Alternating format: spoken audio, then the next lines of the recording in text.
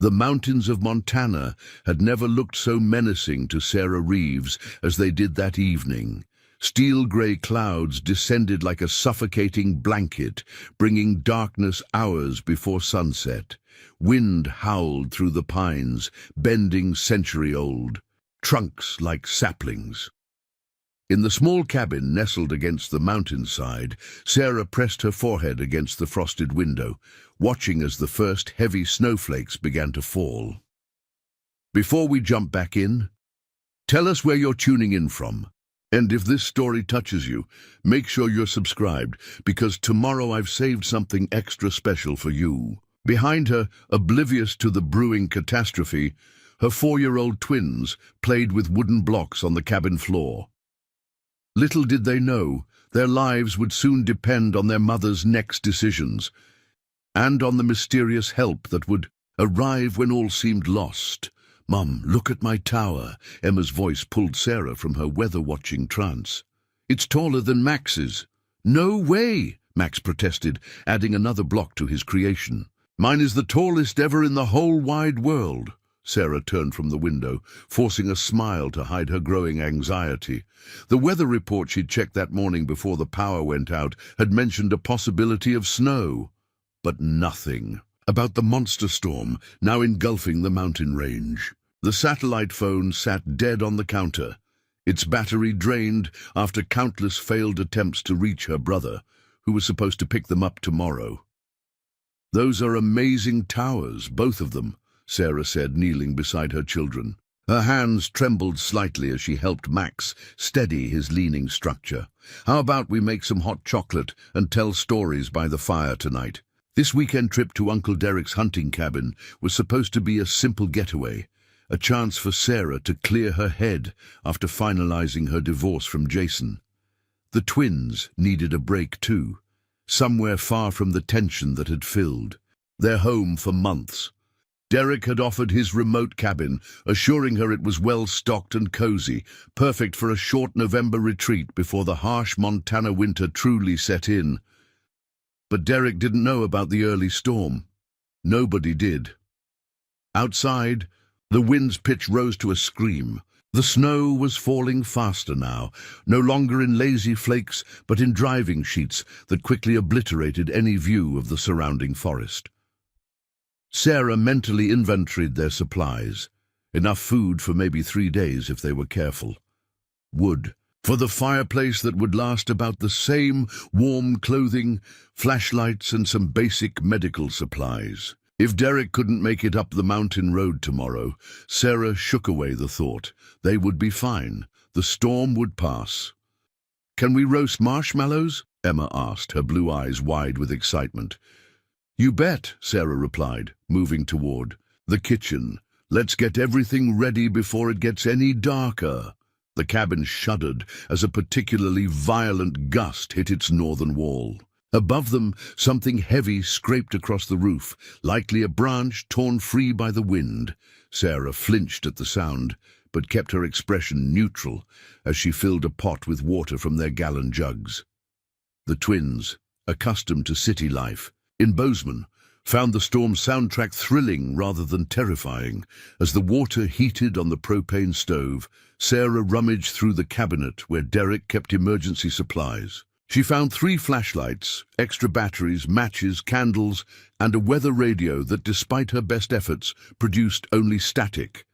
At the back of the cabinet, her fingers closed around something unexpected. A tattered leather journal. Curious, she pulled it out. The cover was worn smooth, the pages yellowed with age. Opening it, Sarah found entries dating back to 1932, written in a cramped, spidery hand. It appeared to be the journal of the original cabin owner, a man named Thomas Blackwood. "Mom, the water's bubbling!" Max called, dragging a chair to the stove to peer into the pot. "Be careful!" Sarah quickly set the journal aside and rushed to move her son away from the heat. As she prepared the hot chocolate, she glanced back at the old journal, feeling an inexplicable pull toward its faded pages. Later, with the twins sipping from steaming mugs topped with marshmallows, Sarah stoked the fire to drive back the growing chill. The temperature was dropping precipitously, and despite the cabin's insulation, drafts sneaked through the window frames and under the door. "Let's build a blanket fort," Sarah suggested, trying to make an adventure of their necessity to conserve heat. "We can bring our sleeping bags close to the fire and pretend we're explorers in the Arctic." The twins whooped with delight, immediately forgetting about their block towers. As they dragged pillows and blankets from the bedroom, Sarah returned to the mysterious journal, drawn to it in a way she couldn't explain. By firelight, she began to read. November 18th, 1932. The storm came without warning. 3 days now, and no sign of breaking. Food running low. My only comfort is the old drum passed down from my grandfather. Its rhythm keeps me sane as the wind howls. Strange, though. Last night, I could have sworn I heard an answering beat from somewhere deep in the forest. Sarah's skin prickled. Today was November 18th. 93 years later, almost to the day, another unexpected storm had descended on this same cabin. "Mum, we need the big blanket." Emma tugged at Sarah's sleeve, pulling her attention from the journal. "Coming, sweetie." Sarah closed the worn book and joined her children in fort construction, but Thomas Blackwood's words lingered in her mind. By nightfall proper, the storm had intensified beyond anything Sarah had experienced. The wind no longer merely howled. It screamed, a living entity trying to tear the cabin from its foundation. Snow drove horizontally past the windows, which rattled alarmingly in their frames. The temperature inside the cabin was dropping despite the fire's valiant efforts. Inside their blanket fort, Sarah read stories to the twins until they fell asleep, nestled against her like bear cubs seeking warmth. Only then did she allow her brave facade to crack. Tears pricked her eyes as she calculated their odds. If the storm continued like this, Derek would never make it up the mountain. The road would be impassable, their food would last a few days, but the firewood might not. Already she was being more conservative than she'd like, knowing they needed to stretch their resources. Another violent gust rocked the cabin, and something crashed outside, a tree falling perhaps. The twins stirred but didn't wake. Sarah extricated herself carefully from their warm tangle of limbs and crept to the window, rubbing a clear spot in the frost to peer into the howling darkness. Nothing was visible beyond the porch, just a wall of white. The thermometer mounted outside the window had dropped below zero, its needle quivering, as if in sympathy with her fear. Sarah returned to the fire, adding a precious log.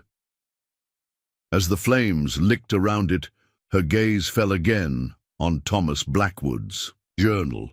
She picked it up, turning to the next entry. By firelight, November 19th, 1932. The answering drum grew stronger tonight. It comes from the northern ridge, a steady beat that somehow cuts through the storm's rage. I know these mountains harbor the last of the Blackfoot who refused to leave their ancestral lands. Could it be them? Tomorrow, if the storm allows, I will try to follow the sound. Northern Ridge. Sarah went to the small shelf where Derek kept his maps. Finding one of the surrounding area, she spread it on the floor near the fire. The cabin was marked with a red X, and sure enough, about 2 miles north lay a ridge labeled Whispering Stones. On impulse, Sarah opened the cabin door just a crack, immediately hit by a blast of Arctic air and driving snow. She strained to hear anything beyond the storm's fury, feeling foolish even as she did so. Only the wind answered, forcing her to quickly shut the door before precious heat escaped. Back by the fire, Sarah wrapped herself in a blanket and continued reading Blackwood's account, flipping through entry after entry as his situation grew more desperate. On the 5th day of his storm, with his firewood nearly gone, he wrote, November 22nd, 1932, down to my last logs. The drum calls nightly now, stronger, insistent. No longer a question of waiting out the storm. It's follow the drum or perish here. At first light, I go north. The next entry, dated 3 days later, was written in a shakier hand. November 25th, 1932. Saved. Found me half frozen in the drift. The old medicine man says the drum speaks to those meant to hear it. Says the mountain protects its own. Still weak, but the fever breaks. Their winter camp is well provisioned. We'll return to the cabin when the path clears. Sarah closed the journal, her mind racing. Thomas Blackwood had survived by following some mysterious drum to what appeared to be a Native American winter encampment. But that was 93 years ago. There would be no encampment now, no help waiting on the northern ridge. Still his words echoed. The drum speaks to those meant to hear it. A sudden crash sent Sarah bolt upright. Something massive had struck the cabin roof, and a cascade of snow and debris tumbled past the window. A moment later, an ominous cracking sound came from above, followed by the unmistakable drip of water. Sarah grabbed a flashlight and rushed to the bedroom, where a dark stain was spreading across the ceiling. The weight of the snow, combined with whatever had fallen onto the roof, had damaged the structure. As she watched in horror, a piece of the ceiling sagged, then gave way entirely, admitting a rush of snow and freezing air.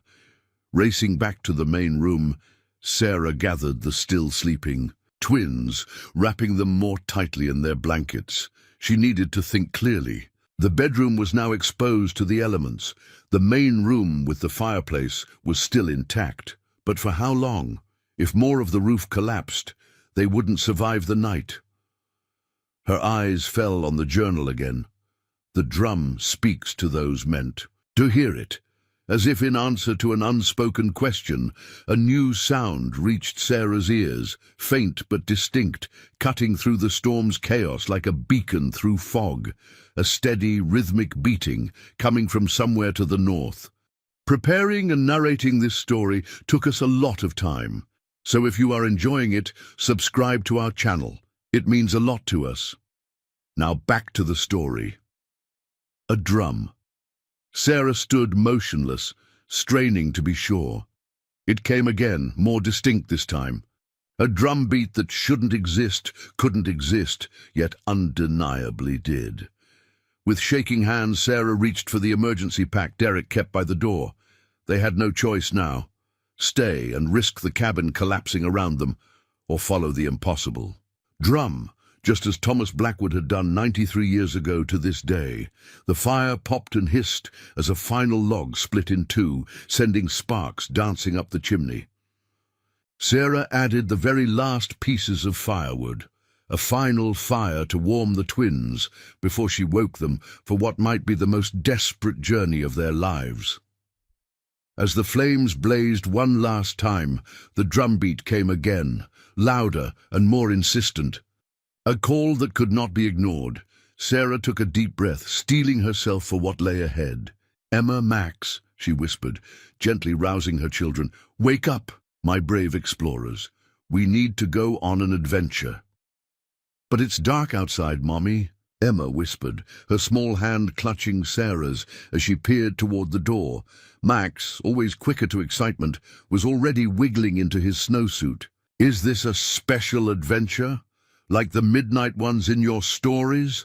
Sarah worked efficiently, layering the twins in every piece of warm clothing they had brought. Thermal underwear, sweaters, snowsuits, double pairs of socks, hats, scarves, and mittens. She dressed herself similarly, then wrapped each child in a blanket as an additional layer. "It is a very special adventure," Sarah confirmed, striving to keep her voice steady. "Remember those explorers we read about? The ones who crossed Antarctica? We're going to be just like them." The roof groaned ominously above them, punctuating her words with nature's exclamation point. "Where are we going?" Emma asked, her lower lip trembling slightly. Sarah knelt before her daughter, meeting her eyes directly. "There's a special place not far from here. We can't stay in the cabin because part of the roof is broken, and we need to find somewhere safer until Uncle Derek can come get us." "How will Uncle Derek find us if we're not here?" Max asked, his young mind immediately identifying the logical flaw in her plan. Sarah hesitated. "He'll know where to look," she said finally, hoping it wasn't a lie. She secured the emergency pack across her back, containing their remaining food, water bottles filled with melted snow, the flashlights, first aid kit, matches, and Thomas Blackwood's journal. "I need you both to be very brave," Sarah continued, pulling on her heaviest gloves. "When we go outside, the wind is going to be very strong, and the snow will be deep. We'll tie ourselves together with this rope so we don't get separated." From her coat pocket, she produced a length of paracord she'd found in Derek's emergency supplies. She tied it around her waist, then around each twin's middle, leaving about 3 feet of slack between them. They would move like mountain climbers through the blizzard, Emma in front, then Sarah, then Max, bringing up the rear. "We're going to follow a special sound," Sarah explained as she adjusted the rope. "A drum. Can you hear it?" The twins went. Still, their faces scrunched in concentration. The cabin creaked and the wind moaned, but beneath those sounds came the steady rhythm. Boom, boom, boom. "I hear it," Max exclaimed, his eyes widening with wonder. Emma nodded slowly. "It sounds like a giant's heartbeat." Sarah felt a chill that had nothing to do with the temperature. The fact that her children could hear it too meant she wasn't hallucinating. But it also confirmed they were about to follow a sound that shouldn't exist into a blizzard that had already proven deadly. "That's what we're following," she confirmed. "Like a treasure map, but with our ears instead of our eyes." She took a final look around the cabin that had been their shelter. The fire was burning low, consuming the last of their wood. The bedroom was already half filled with snow. Their time was up. "Hold on to the rope. Don't let go, no matter what happens," Sarah instructed, wrapping scarves across the lower portions of the twins' faces. "If you can't see, just follow the tug of the rope. If you fall, I'll help you up. We stay together, always." With a silent prayer to whoever might be listening, Sarah opened the cabin door. The storm hit them like a physical blow. Wind-driven snow stung any exposed skin. Instantly, numbing Sarah's face, she squinted against the assault, raising her arm to shield her eyes. The porch steps had vanished beneath a 4-foot snowdrift, transforming the cabin's entrance into a steep slide down. "We can pretend it's a snow mountain," Sarah called over the wind's howl. "Sit down and scoot on your bottoms." She helped Emma position herself. Then the little girl slid down with a mixture of fear and delight, disappearing momentarily into the swirling white before Sarah spotted her red snowsuit at the bottom. Sarah followed, then helped Max navigate the descent. Once reunited at the base of the drift, Sarah oriented herself. The drumbeat was clearer outside, coming steadily from the north, just as Blackwood had written. She pulled her compass from her pocket, confirming their direction before tucking it safely away. "This way," she shouted, pointing into the teeth of the storm. "Listen for the drum!" The snow reached the twins' waists in places, making walking impossible for their short legs. Sarah bent down. "Climb on my back, Emma. Max, hold tight to the rope and follow right behind us." With Emma clinging to her like a koala, Sarah began breaking trail through the deep snow. Max followed in her footsteps, occasionally stumbling but always keeping the rope taut between them. The weight of her daughter and the emergency pack made each step an ordeal, but Sarah forced herself forward, focusing on the persistent drumbeat that somehow penetrated the storm's chaos. The forest closed around them, pine boughs heavy with snow, creating momentary shelters from the wind. In these brief reprieves, Sarah would check her compass, adjust their course, and assess the twins' condition. Their cheeks were flushed red from cold, but they remained alert and dry beneath their layers. "You're both doing so well," Sarah encouraged during one such pause. "Let's switch now. Max, your turn to ride." She helped Emma down and hoisted Max up, giving her daughter a chance to regain feeling in her legs. The cold was bone-deep now, seeping through layers of clothing despite their exertion. Sarah pulled out a water bottle and helped each child take small sips. How much farther? Emma asked, her voice small against the storm's backdrop. Sarah listened for the drum. It was stronger now, more insistent. Not much farther, she said, hoping it was true. They pushed on, Sarah alternating which twin she carried every 15 minutes by her watch. The forest grew denser, the trees larger and more ancient. Strange rock formations began to appear through the gloom, tall, weathered stones standing like sentinels among the pines. Whispering stones, Sarah murmured, recognizing the landmark. From Derek's map, the northern ridge was close. The drumbeat grew louder, its rhythm changing subtly, no longer a simple repetitive beat, but a complex pattern that spoke of purpose and intent. Sarah found herself moving in time with it, her exhausted muscles finding new strength in the rhythm. Then, abruptly, the forest opened onto a small clearing. The wind dropped, as if cut off by an invisible wall, and the snowfall gentled to lazy, drifting flakes. In the center of the clearing stood a cluster of stones arranged in a rough circle, their surfaces carved with weathered symbols Sarah didn't recognize. The drumbeat emanated from beyond these stones, up a gentle slope, where a soft golden light glowed through the trees. "What is this place?" Max whispered from his perch on her back. "I don't know," Sarah admitted, helping him down. "But I think whoever's playing that drum wants to help us." Emma pressed against her mother's leg. "Like in your story about the lost hikers, the one where the forest spirit guides them home?" Sarah squeezed her daughter's hand. "Maybe, let's find out." They passed between two of the tallest stones, and Sarah felt a subtle change, like stepping through an invisible curtain. The air was noticeably warmer here, the silence deeper. Only the drum remained, calling them forward. Following the sound, they crested the gentle rise and stopped in astonishment. Before them stood a lodge, crafted from bent saplings and covered with hides and bark. Smoke curled from a hole in its center, and light spilled from its entrance.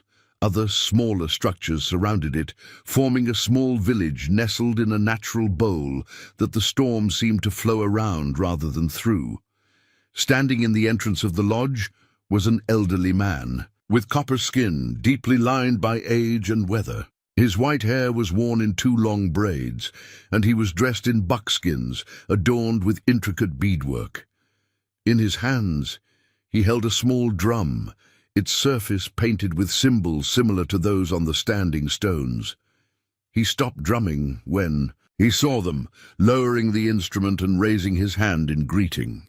"Thomas said you might come tonight," the man called, his voice carrying easily across the distance between them. "Any friend of the mountain is a friend of ours. Come before the cold takes root in your bones." Sarah stood frozen, unable to process what she was seeing. This couldn't be real. A traditional Native American encampment hidden in the mountains with an elder who somehow knew they were coming. Emma tugged at her hand. "Mom, he has a fire. Can we go get warm?" The simple request broke through Sarah's shock. Whatever this place was, it offered shelter and warmth for her children. That was all that mattered now. "Yes," she said, squeezing Emma's hand. "Let's get warm." They approached the lodge, and as they drew closer, Sarah saw other faces peering out. Women, men, children of various ages, all watching with curious but kind expressions. A young woman emerged, carrying blankets. "Your little ones are nearly frozen," she said, wrapping fresh blankets around the twins. "Come inside. We have stew cooking and tea brewing." The elderly man stepped aside, gesturing them into the lodge. "I am Joseph. Our people have sheltered on this mountain for generations, hidden from the world that thought us gone. The mountain protects us, and we protect those it sends our way." Sarah ushered the twins inside, immediately enveloped by blessed warmth and the rich aroma of cooking food.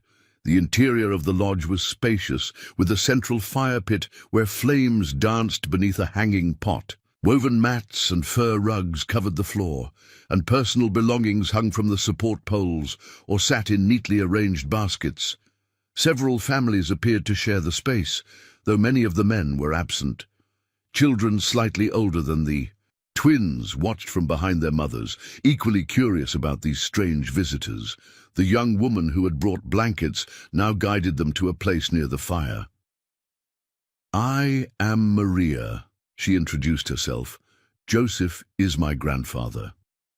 "I'm Sarah," she replied, still dazed. "These are my children, Emma and Max." Joseph settled on a mat nearby, placing his drum beside him. "The storm seeks to reclaim this mountain," he said, his eyes on the fire. "It comes earlier and stronger each year, but we endure, as we always have." As the twins were given bowls of rich venison stew and mugs of sweet tea, Sarah finally found her voice to ask the question foremost in her mind. "How did you know we would come tonight? And who is Thomas? Do you mean Thomas Blackwood?" Joseph's weathered face creased in a smile. "Thomas Blackwood was a friend to our people when friendship was rare. He came to these mountains in 1928, built his cabin, and learned to respect the old ways. When the great storm trapped him in 1932, the mountain told me to send him our rhythm. He followed it here, just as you did tonight." Sarah reached into her pack with trembling hands, withdrawing the journal. "I found his journal in the cabin. He wrote about being saved by people on this ridge. That was 93 years ago. How could you have been the one to save him?" Joseph accepted the journal, running his fingers reverently over its worn cover. "Time moves differently on this mountain," he said simply, "for those who know how to listen." Before Sarah could question further, the lodge flap opened, admitting a blast of cold air and a tall, broad-shouldered man dressed in winter hunting gear that was a curious mixture of traditional and modern elements. "The eastern slope is clear," the man reported to Joseph, then stopped as he noticed the newcomers. His eyes widened in recognition. "Sarah?" he said incredulously. Sarah stared back, the world tilting beneath her. "Jason?" Her ex-husband stood before her, as real and solid as the fire warming her chilled fingers, yet impossibly present in this hidden mountain encampment. "What are you doing here?" they asked in unison. "Daddy!" the twins cried, scrambling up and launching themselves at his legs. Jason knelt to embrace them, his shocked eyes never leaving Sarah's face. "How did you find this place?" he asked over the twins' heads. "We followed a drum through the storm," Sarah replied, still struggling to process his presence. "The cabin roof was collapsing. We had no choice." Understanding dawned in Jason's expression. "The mountain called you," he said softly, "just like it called me." Joseph nodded, apparently unsurprised by this reunion. "The mountain brings those who belong together." Jason settled beside them, the twins clambering into his lap as if the months of separation had never happened. "I came to Montana 6 months ago," he explained, after everything fell apart between us. I needed space to think, to figure out what went wrong." Sarah remembered their bitter arguments, the growing distance, the final explosion that had led to papers being signed and separate residences. "I was hiking," Jason continued, "and got caught in a spring storm. Joseph and his people found me half frozen in a ravine. They brought me here, healed me. And then—" He hesitated, looking to Joseph as if seeking permission. The elder nodded, encouragingly. "And then they taught me to listen," Jason finished. "To the mountain, to myself, to the things I'd been too busy or too proud to hear before." He looked down at the twins, then back to Sarah, his eyes filled with emotion. "I've been learning from them, helping with hunts and construction, trying to earn my keep while I figured out how to tell you." "Tell me what?" Sarah asked, her throat tight. "That I was wrong," Jason said simply. "That the life we built matters more than the pride that tore it apart. That I want to come home, if you'll have me." The twins looked between their parents, Sensing the weight of the moment, even if they didn't fully understand it, Maria approached, gently laying a hand on each twin's shoulder. "Little ones, would you like to meet our children? They have a special place where they play while the adults talk." After a questioning glance at Sarah, who nodded her permission, the twins followed Maria to where a group of children their age sat playing a game with painted stones. Once they were out of earshot, Sarah turned back to Jason.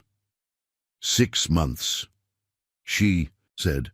"You've been here 6 months, while I've been trying to rebuild our life without you. Why didn't you contact me?" "There's no phone service here," Jason explained. "No electricity, no modern conveniences." And he hesitated again. "At first, I wasn't ready.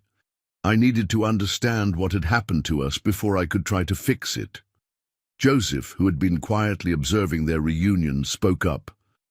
"Your husband has good hands and a willing heart," he said to Sarah. "He has learned to build fires that last through the night and to track deer through fresh snow, but his most important lesson was learning to hear the silence between his thoughts, where truth lives." Jason nodded gratefully at the elder. "I came here full of anger, at you, at myself, at the world. Joseph and his people taught me to listen past the noise. When the storm began last night, Joseph said he felt others on the mountain who would need shelter. I never imagined it would be you and the kids." Sarah looked around the lodge, at the families living a life untouched by the outside world, at her children playing happily with their new friends. The storm that had threatened their lives now seemed like a deliberate hand guiding them to this exact place. "The cabin belongs to my brother," she said. "We were just there for the weekend. If the roof hadn't started to collapse—" "The mountain makes its own paths," Joseph interjected, his gnarled fingers tracing the symbols on his drum. "What seems like a chance to you is the purpose to older eyes." A comfortable silence fell between them, broken only by the crackling fire and the distant laughter of children. "Can we go back?" Sarah finally asked. "Once the storm passes, back to our lives?" Joseph exchanged a look with Jason that she couldn't quite interpret. "Those who find this place are changed by it," Joseph said carefully. "Some choose to stay, finding peace in our ways. Others return to the world below, carrying what they've learned like a hidden flame. The choice is always yours to make." "But the world thinks you're gone," Sarah pointed out. "How have you remained hidden for so long?" Joseph smiled enigmatically. "The world sees what it expects to see. Few look for what they believe no longer exists." Jason reached across the space between them, tentatively taking Sarah's hand. His palm was calloused in new places, his grip stronger than she remembered. "I don't have all the answers," he admitted. "I'm still learning, but I know that finding you here, now, can't be a coincidence." His eyes held hers, vulnerable yet hopeful. "Whatever you decide, whether to give us another chance or not, I'll respect it. But I had to tell you that I've changed, that I understand now what matters." Sarah looked toward the twins, who were laughing as they learned some new game from the native children. The storm that had driven them from the cabin still raged beyond this protected valley, but here, in this impossible place where past and present seemed to merge, she felt a sense of safety she hadn't experienced in years. "We have until the storm passes to decide," she said finally, not pulling her hand away from his. "That's all I can promise right now." Jason nodded, accepting this small opening with visible gratitude. Joseph rose, reaching for his drum.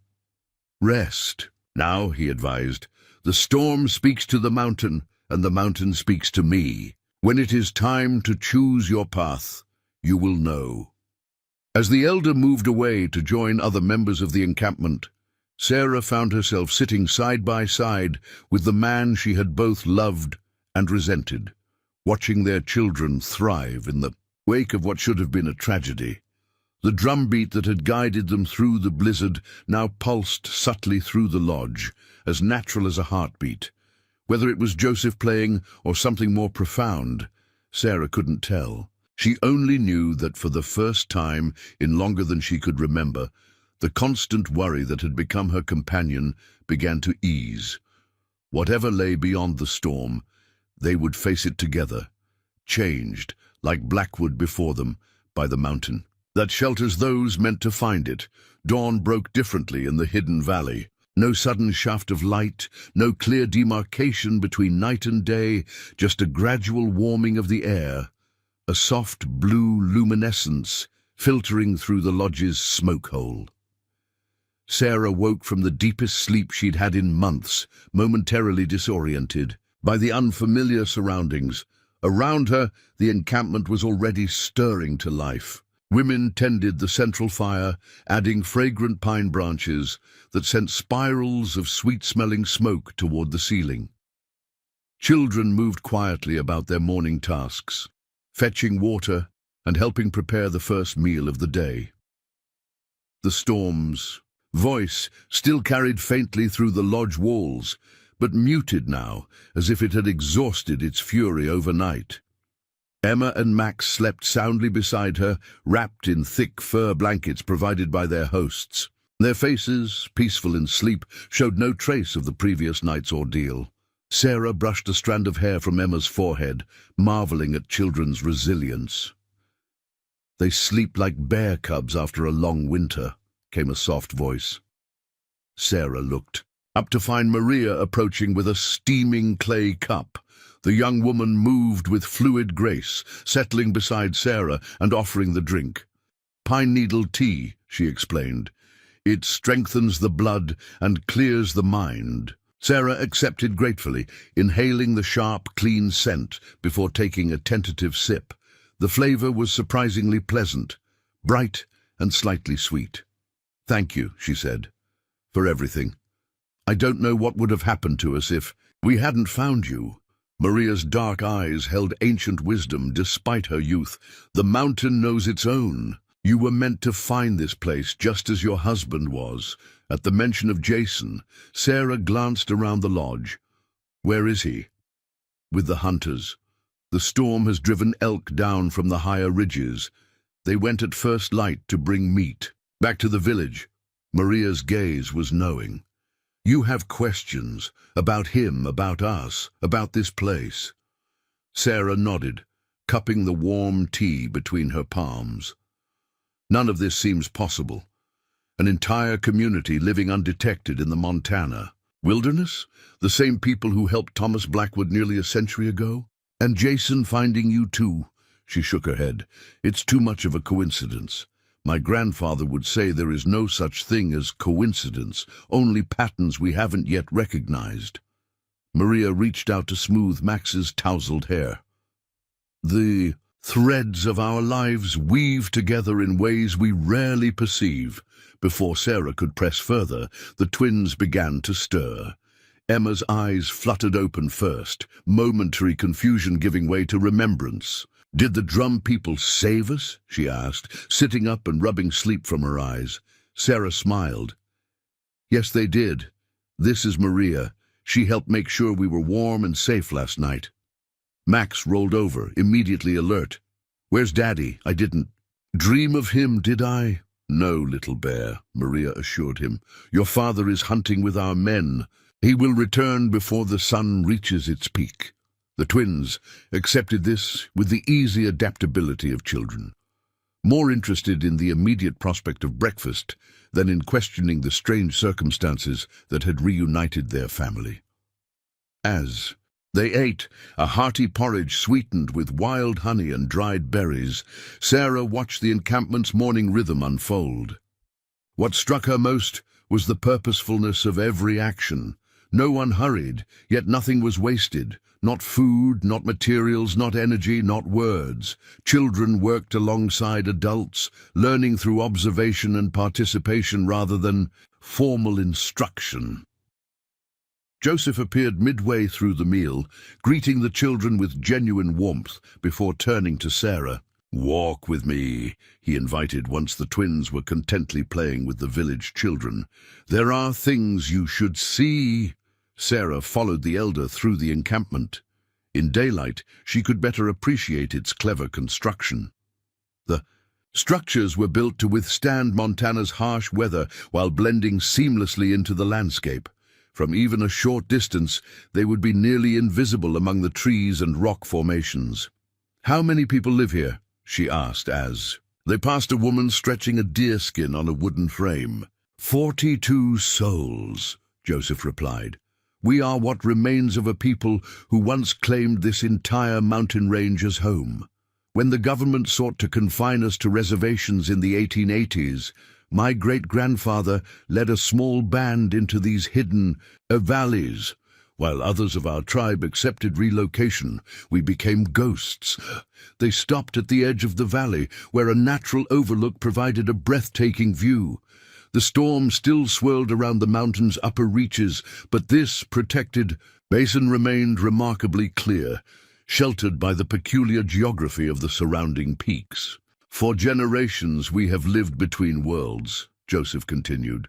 "We take what is useful from the modern age, medicine, certain tools, but preserve our traditional ways.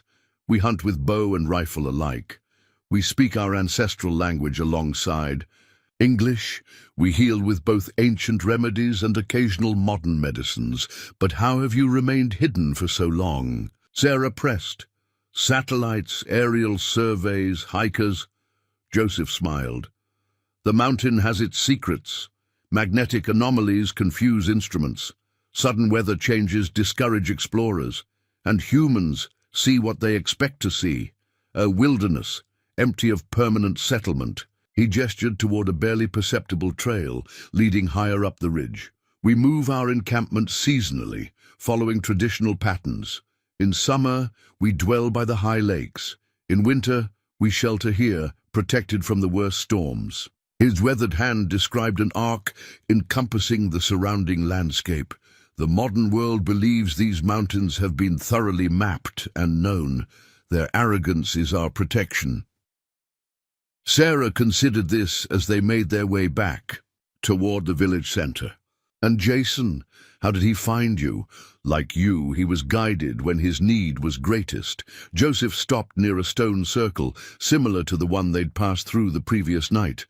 "Your husband was lost in more ways than one when the mountain brought him to us. His body was cold, but his spirit was colder." Sarah's throat tightened. She knew that coldness well, had felt it growing between them like a glacier, slowly but inexorably pushing them apart until fracture was inevitable. "He has walked a hard path toward understanding," Joseph continued. "As have you." They reached a smaller lodge set apart from the others. Joseph indicated she should enter first, ducking through the low doorway. Inside, shelves lined the walls, holding an assortment of objects both ancient and modern. Stone tools alongside metal ones, clay pots beside glass bottles, bird bone whistles next to what appeared to be electronic components. In the center sat a weathered wooden table with 2 chairs that looked oddly out of place among the otherwise traditional furnishings. Joseph noticed her surprise. "My gathering place," he explained. "I am keeper of our tribe's stories and knowledge, but also our ambassador to the outside when necessary. In this space, worlds meet." He reached for a carved wooden box on a high shelf, bringing it to the table. From it, he withdrew a tattered leather-bound book that matched Thomas Blackwood's. "Journal." "Thomas left his first journal with us when he returned to his cabin," Joseph explained. "He kept a second, which you found. Together, they tell a complete story." He opened the book, revealing pages filled with the same cramped handwriting Sarah recognized. "After the storm of 1932, Thomas became a friend to our people. He brought medicine during a sickness that threatened our children. He warned us of government agents searching the area. He learned our ways and kept our secret." Joseph turned several pages. "In return, we shared certain knowledge with him. Knowledge not written in the journal you found." Sarah leaned forward, intrigued despite her lingering skepticism. What kind of knowledge? The mountain speaks to those who listen, Joseph said, tracing ancient symbols drawn alongside Blackwood's writing. It offers paths invisible to ordinary eyes, shelters that exist between moments, wisdom that flows like the underground rivers beneath our feet. He looked up, his gaze penetrating. Your husband has begun to hear these things. He calls it meditation or mindfulness, modern words for ancient understanding. Before Sarah could respond, a commotion outside drew their attention. Joseph returned the journal to its box and led her back into the crisp mountain air. The hunting party had returned, 4 men carrying a large elk suspended from poles across their shoulders. Among them was Jason, his face flushed with exertion and accomplishment. He looked different somehow, not just the beard and longer hair, but something in his posture, in the way he moved with quiet confidence through the welcoming crowd. The twins spotted him immediately, racing across the encampment with excited shrieks. Jason handed his share of the burden to another hunter and knelt to receive their enthusiastic embrace, laughing as they bombarded him with questions. Sarah hung back, watching this reunion with complicated emotions. The Jason before her seemed both familiar and strangely new, like returning to a childhood home, to find it both exactly as remembered and subtly transformed. He looked up, meeting her gaze over the twins' heads. Something passed between them. Acknowledgement, questioning, possibility. The hunters have brought food, Joseph announced beside her. Tonight we will feast and give thanks. It is a good time for decisions to be made. He patted her shoulder gently before moving away to help with preparations. The remainder of the day passed in a flurry of activity. The entire community participated. In processing the elk, nothing wasted, every part finding purpose. The twins were absorbed into the children's activities, helping gather firewood and herbs under the watchful eyes of village elders. Sarah found herself working alongside a group of women preparing the evening meal, chopping wild onions and turning spits over cooking fires. The simple, focused labor was oddly comforting after the previous day's terror and upheaval. Jason appeared occasionally in her peripheral vision, always busy with some task, yet somehow maintaining an awareness of her presence.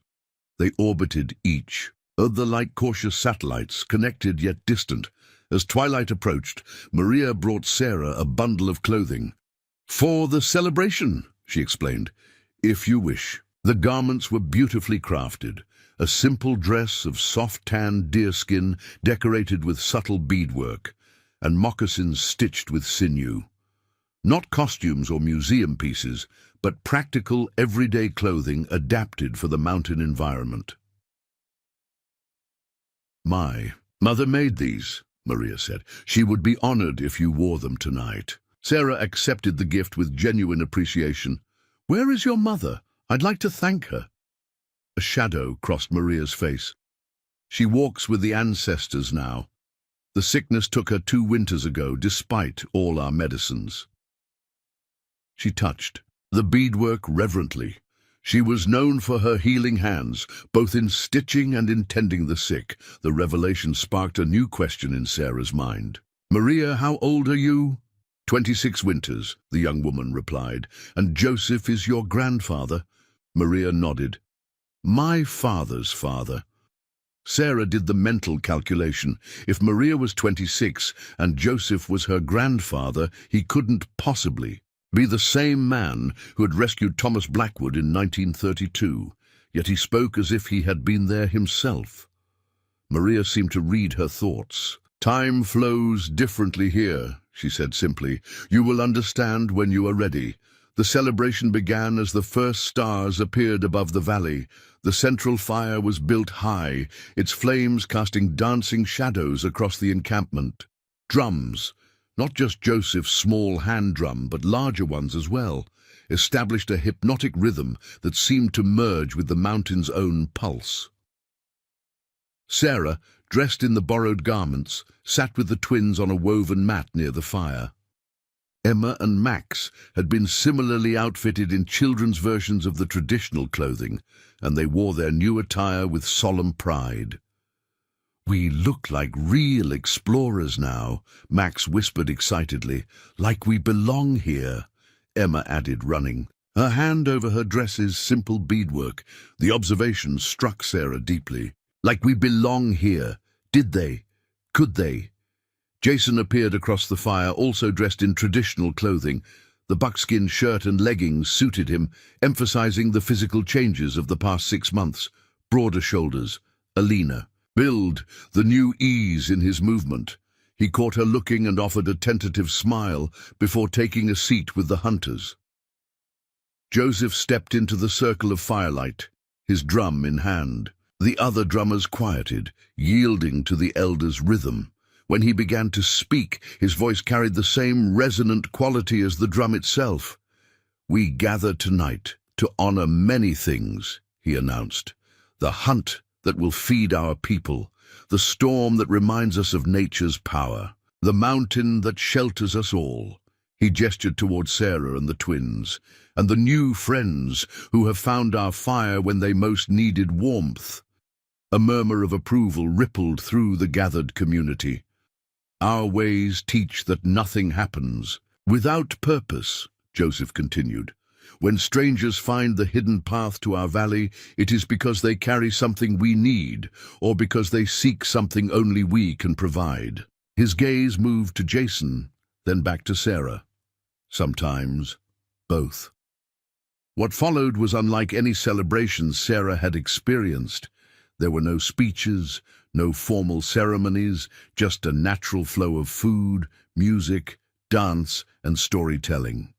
The boundaries between participants and observers blurred as everyone contributed in their own way. The twins were delighted when village children pulled them into simple dances around the fire. Sarah watched as they followed the steps with increasing confidence, their laughter merging with the drum's rhythm. As the evening progressed, Joseph began a story that silenced even the most energetic children. He spoke of a great storm long ago that had changed the mountain forever, creating the hidden valleys and pathways that had sheltered his people for generations. His words painted images so vivid that Sarah could almost see the ancient tempest raging around them. The storm destroyed, but it also created, Joseph concluded. It closed some paths while opening others. Those who survived were those willing to walk new trails, to see with new eyes. His gaze found Sarah's across the fire, and she felt the weight of meaning behind his words. The elder was speaking not just of his ancestors, but of her family, of the storm that had both destroyed and created possibilities in their lives. Later, as the celebration continued around them, Jason finally approached. He settled beside her, careful to maintain a respectful distance. "The twins seem happy," he observed, watching as Emma and Max participated in a game involving polished stones and intricate hand movements. "They're resilient," Sarah replied, "more than we give them credit for, like their mother." There was admiration in his voice, free of the irony that had colored so many of their later exchanges during the marriage. Sarah studied him in the firelight. "Joseph has been telling me about your time here." Jason nodded. 6 months, that feel. Like both a lifetime and a heartbeat. He hesitated. "I've learned more about myself in this valley than in 37 years in the outside world." "What will you do when the storm passes?" Sarah asked, the question that had hovered between them finally given voice. Jason gazed into the fire. "Before yesterday, I was preparing to leave, to find you and the twins, to see if—" He paused, "to see if there was anything left to salvage. And then suddenly, impossibly, you were here, as if the mountain itself had answered questions I was afraid to ask." "The mountain or Joseph?" Sarah couldn't keep the skepticism from her voice entirely. A smile touched Jason's lips. "I had the same doubts at first, looked for the hidden technology, the tricks, the explanation that would make all this make sense by ordinary standards." He gestured around them. But there are things here that defy those explanations, Sarah. Things I've seen and experienced that I can't dismiss. Like what? She challenged gently. Like Joseph knowing your name before you arrived. Like paths that shift depending on who walks them and why. Like dreams that show you truths you've been avoiding. He met her gaze directly. Like a community that has remained hidden for generations, not through deception, but because they exist. Partly outside the world, we thought we understood.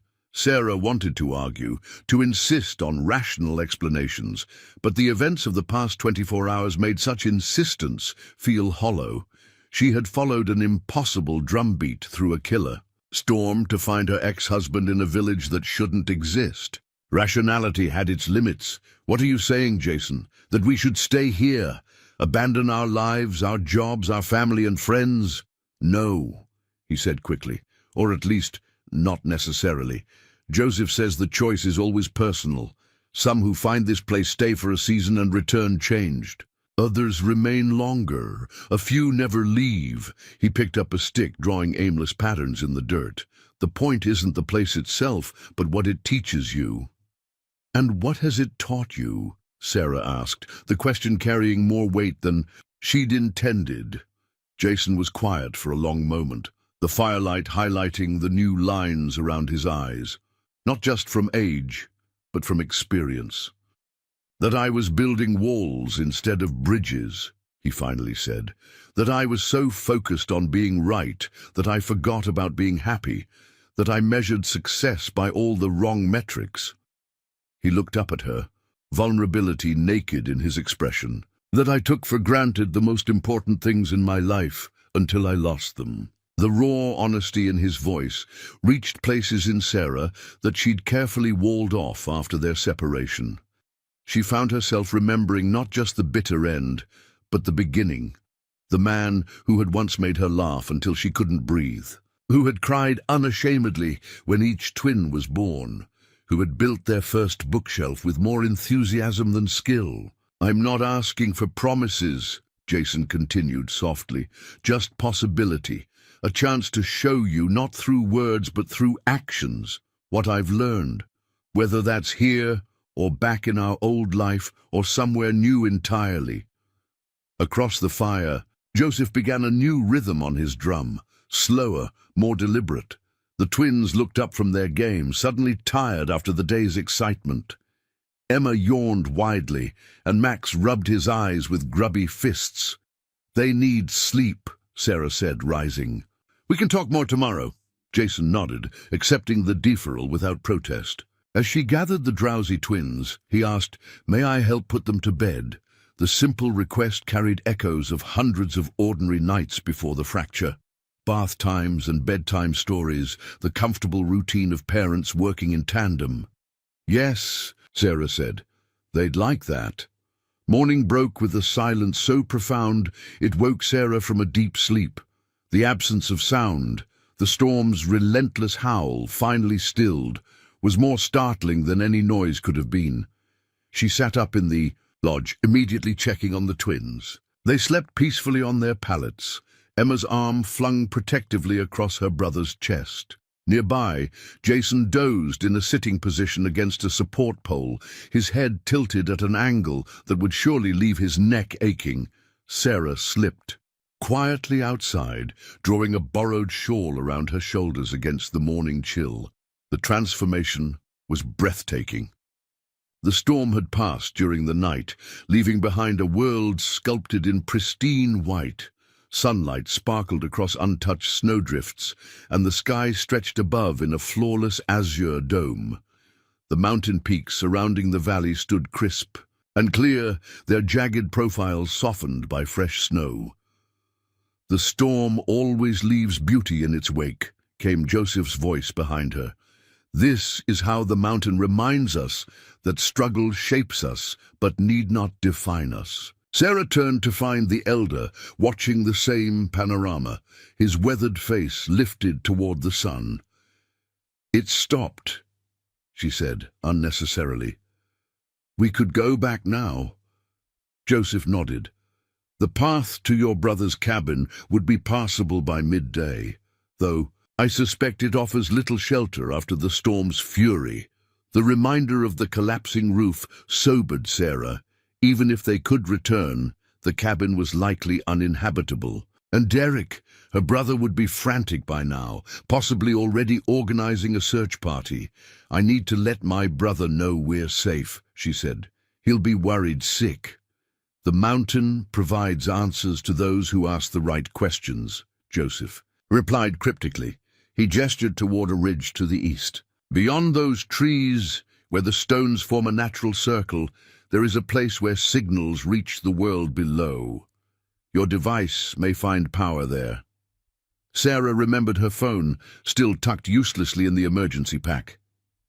"You're saying I might get cell service? The boundaries are thin in certain places," was all Joseph would say. "Maria will show you the way after your morning meal." True to his word, Maria appeared as Sarah finished a breakfast of corn cakes and pine tea. The young woman carried Sarah's emergency pack, now replenished with fresh provisions. "Grandfather said you wish to send words to your family below," she said by way of greeting. The twins were fully awake now, contentedly playing a string game a village elder had taught them. Jason had disappeared on some morning task with the other men. "I'll watch over your little ones," Maria assured her, noticing Sarah's glance toward the children. "The journey won't take long." With one last look at the twins, Sarah followed Maria. Out of the encampment, they walked in comfortable silence through snow-laden forest, the only sounds their breathing and the occasional soft plop of snow falling from overburdened branches. The path climbed gradually, winding among ancient pines and granite outcroppings. Though the snow was deep, Sarah was surprised to find the walking relatively easy, as if the trail somehow remained more passable than the surrounding terrain. "You're right to notice," Maria said, catching Sarah's puzzled expression. "The old ways shape more than just our beliefs. They shape the land itself, for those who know how to listen." After perhaps 20 minutes of steady hiking, they emerged into a natural clearing on a promontory overlooking the valley. A circle of standing stones, smaller than the ones they'd passed when first entering the encampment, centered the space. Unlike those weathered monoliths, these stones glittered with embedded crystals that caught the morning light, casting prisms across the snow. "The speaking place," Maria said simply. "Words find their way from here if your intention is clear." Sarah approached the circle cautiously, feeling a subtle change in the air, a faint vibration like standing near high-tension power lines. Within the stone ring, the sensation intensified. She withdrew her phone from the pack, surprised to find it still had a partial charge despite the cold. Even more surprisingly, where for days there had been no service, a single bar now flickered. In the corner of the screen, "I'll wait beyond the trees," Maria said, retreating to give Sarah privacy. "Take whatever time you need." Alone in the stone circle, Sarah dialed Derek's number, expecting the call to fail. Instead, it connected after 2 rings. "Sarah?" Her brother's voice crackled with static but was unmistakable. "Jesus Christ, where are you? I've had search and rescue combing the mountain for 12 hours. We're safe," Sarah assured him quickly. "The twins and I had to leave the cabin during the storm when part of the roof collapsed. We found shelter with some local people. We're all fine." Thank God. The relief in Derek's voice was palpable. "The road's still blocked by downed trees, but they're saying it should be cleared by tomorrow. Where exactly are you? I'll come get you as soon as they let vehicles through." Sarah hesitated, looking out over the pristine valley. How could she possibly explain where they were? Even she wasn't entirely sure she could find this place again if she left it. "It's hard to describe," she said finally, "but there's an old fire road that branches off the main access road about 2 miles before the cabin turnoff. If you follow that until it ends, you'll find a trailhead marked with unusual stones." It was the best she could do. We can meet. You there tomorrow at noon? A fire road. I don't remember. Derek's voice cut out momentarily. Sure you're really okay? You sound strange. I'm fine, Derek. Better than fine, actually. And surprisingly, it was true. Despite everything, she felt more centered and clear-headed than she had in months. Oh, and Derek, you won't believe who's here. But at that moment, the connection failed entirely, the single bar of service disappearing as if it had never existed. Sarah tried redialing, but the phone remained stubbornly disconnected. She stood for a moment in the silent circle, then slipped the phone back into her pack. Whether Derek had heard her complete directions or not, he knew they were alive and safe. That would have to be enough for now. As she turned to leave, something caught her eye. A flash of metal among the base of the largest standing stone. Kneeling in the snow, Sarah brushed away the white powder to reveal a small metal box wedged between the stone and the frozen ground. It was an old-fashioned tobacco tin, rusted but intact. Inside, protected by a seal of beeswax, lay a folded paper and a small carved wooden token in the shape of a drum. Sarah unfolded the paper carefully, revealing handwriting she immediately recognized from the journal. To whoever finds this marker, the path appears only to those who need it most. The drum sounds only for those meant to hear it. If you have been called to this circle, know that it is no accident. The gift of the mountain comes with responsibility. Carry what you learn here back to the world below, or remain as guardian of ancient ways. The choice, once made, cannot be unmade lightly. Thomas Blackwood, Keeper of the Western Stone, 1932-1974-1974. Sarah stared at the date. If Thomas Blackwood had placed this marker in 1974, he must have stayed or returned to live among Joseph's people for decades after his initial rescue. The wooden drum token felt warm against her palm, despite the cold air. She closed her fingers around it, feeling an inexplicable sense of connection to the man whose journal had guided them through the storm. When she returned to Maria, waiting at the edge of the clearing, the young woman's knowing smile suggested she'd expected this discovery. "You found his marker," Maria said. "It wasn't a question." "Thomas Blackwood stayed here," Sarah said, "for decades." Maria nodded. "He left the world below to become one of us, yet maintained a bridge between worlds. Like others, before and since." "Others? You are not the first family the mountain has called," Maria replied cryptically, "nor will you be the last." They made their way back down the trail in thoughtful silence. Sarah's mind whirled with implications.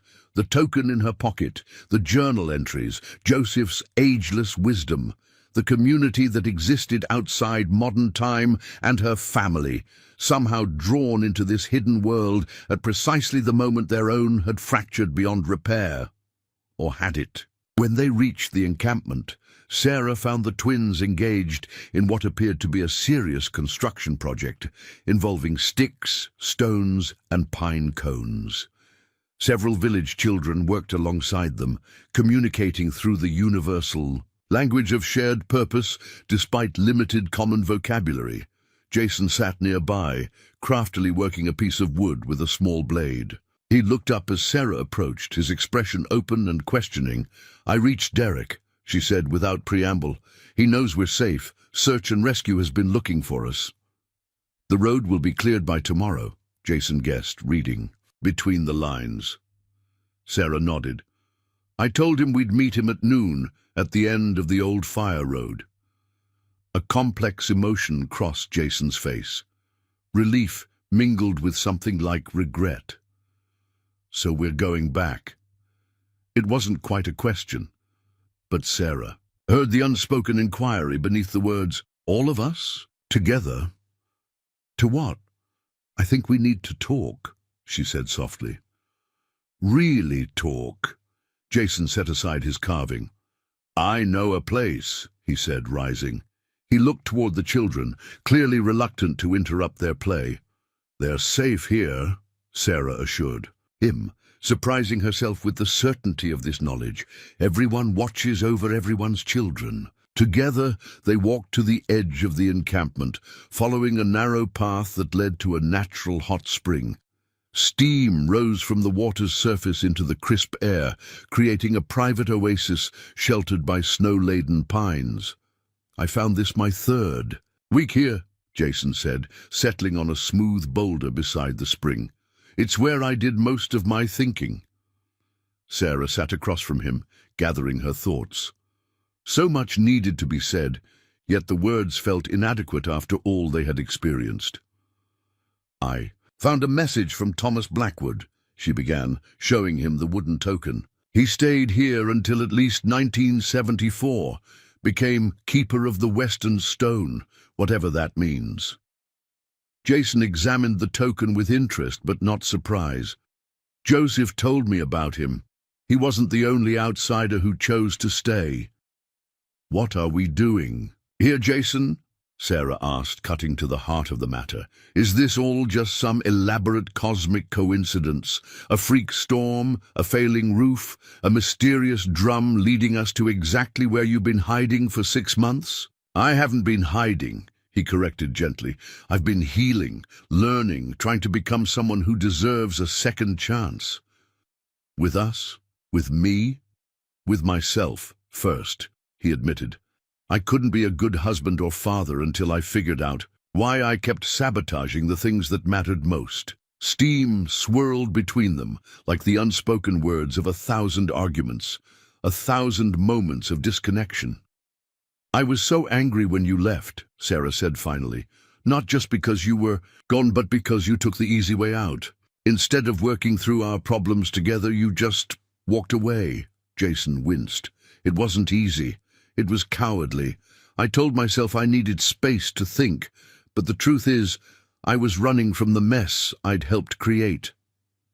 He met her gaze. Directly. I'm not running anymore, Sarah.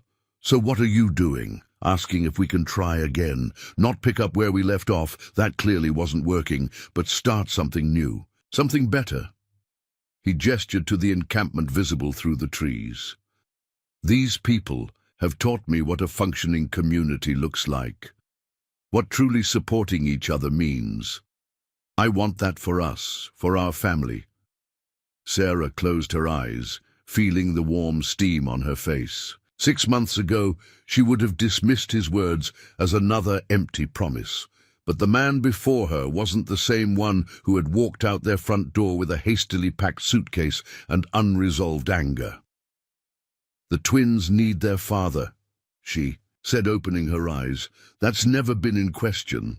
And what do you need? Jason asked quietly. The question caught her off guard. How long had it been since anyone, including herself, had asked what Sarah needed? I need, she began, then paused, truly considering. I need a partner who sees me, who stands beside me, not in front of me or behind me, who shares the load, without keeping score. Her voice strengthened with each word. I need someone who brings peace to our home instead of tension, who models for our children what loving commitment looks like. She held his gaze. I need to know that if we try again, it won't be just another cycle of the same patterns. That's why we were brought here, Jason said with sudden clarity. Not just to find each other again, but to see a different way of being together. Joseph and his people, they're showing us what's possible when you strip away all the noise and distraction. Sarah knew he was right. In just 2 days among this community, she had witnessed more functional relationships, more genuine connection than in years of navigating their social circles back home. So what are you suggesting? That we move to a hidden valley and live in a lodge? Despite the skepticism in her words, her tone held a note of genuine curiosity. Jason smiled. No, although I wouldn't completely rule it out. More seriously, he continued, I'm suggesting we take what we've learned here back with us, prioritize differently, live with more intention, create our own sanctuary wherever we are. The simplicity of it resonated with something deep within Sarah. Not a physical place, but a way of being, a choice made daily. We would need help, she said, thinking practically. Counseling, structure, accountability. Absolutely, Jason agreed immediately. I'm not naive enough to think one mystical mountain experience fixes everything. Real change takes work. A comfortable silence fell between them, filled only by the gentle bubbling of the hot spring and distant laughter from the encampment. There's something else you should know, Jason said eventually. Something I've been working through with Joseph's guidance. Sarah waited, sensing the importance of his next words. My father's alcoholism, he said. I've spent my life terrified of becoming him, of failing our family the way he failed ours. That fear drove so many of my worst behaviors, the workaholism, the emotional distance, the need for control. The revelation didn't surprise Sarah entirely. She had always sensed some deeper wound driving her husband's contradictory behaviors, but hearing him name it so plainly was new. Joseph helped me see that I was creating the very thing I feared most, Jason continued. By trying so hard not to be my father, I was failing my family in different but equally damaging ways. Sarah reached across the space between them and took his hand. This simple truth explained so much. Why success never seemed to ease his anxiety, why minor problems triggered disproportionate reactions, why intimacy had become increasingly difficult. Thank you for telling me, she said, for not keeping me outside those walls anymore. Jason's fingers tightened around hers. No more walls, he promised. Only bridges. They sat hand in hand beside the hot spring, neither rushing to fill the silence. For the first time in longer than Sarah could remember, simply being together felt peaceful rather than fraught. Eventually they made their way back to the encampment, where Joseph awaited them near the central fire. The mountain has spoken, the elder said, his knowing eyes taking in their clasped hands, and you have listened. We're going back tomorrow, Sarah told him. My brother will meet us at the trailhead. Joseph nodded. The storm has passed, but its lessons remain. You will carry them with you. How can we ever thank you, Jason asked, for everything you've given us? By remembering, Joseph replied simply, not just with your minds, but with your lives. The world below hungers for what this mountain freely gives, connection, purpose, harmony with nature's rhythms. He reached into a small pouch at his waist and withdrew 2 items, a small drum similar to his own, but sized for a child's hands, and a beautifully crafted dream catcher woven with unusual stones and feathers. For the little ones, he said, offering these gifts to Sarah and Jason, to help them remember when adult concerns cloud their vision. Their final evening in the encampment felt charged with significance. The community gathered for a special meal, sharing stories and songs as if sending off beloved family members rather than strangers who had arrived only 2 nights before. The twins moved among the village children with the easy camaraderie of lifelong friends, collecting small treasures and whispered secrets to take back with them. Emma clutched her new dream catcher, while Max experimented with rhythms on his drum, both already protective of these tangible connections to their mountain adventure. As night fell, Joseph led them to a special lodge slightly removed from the others.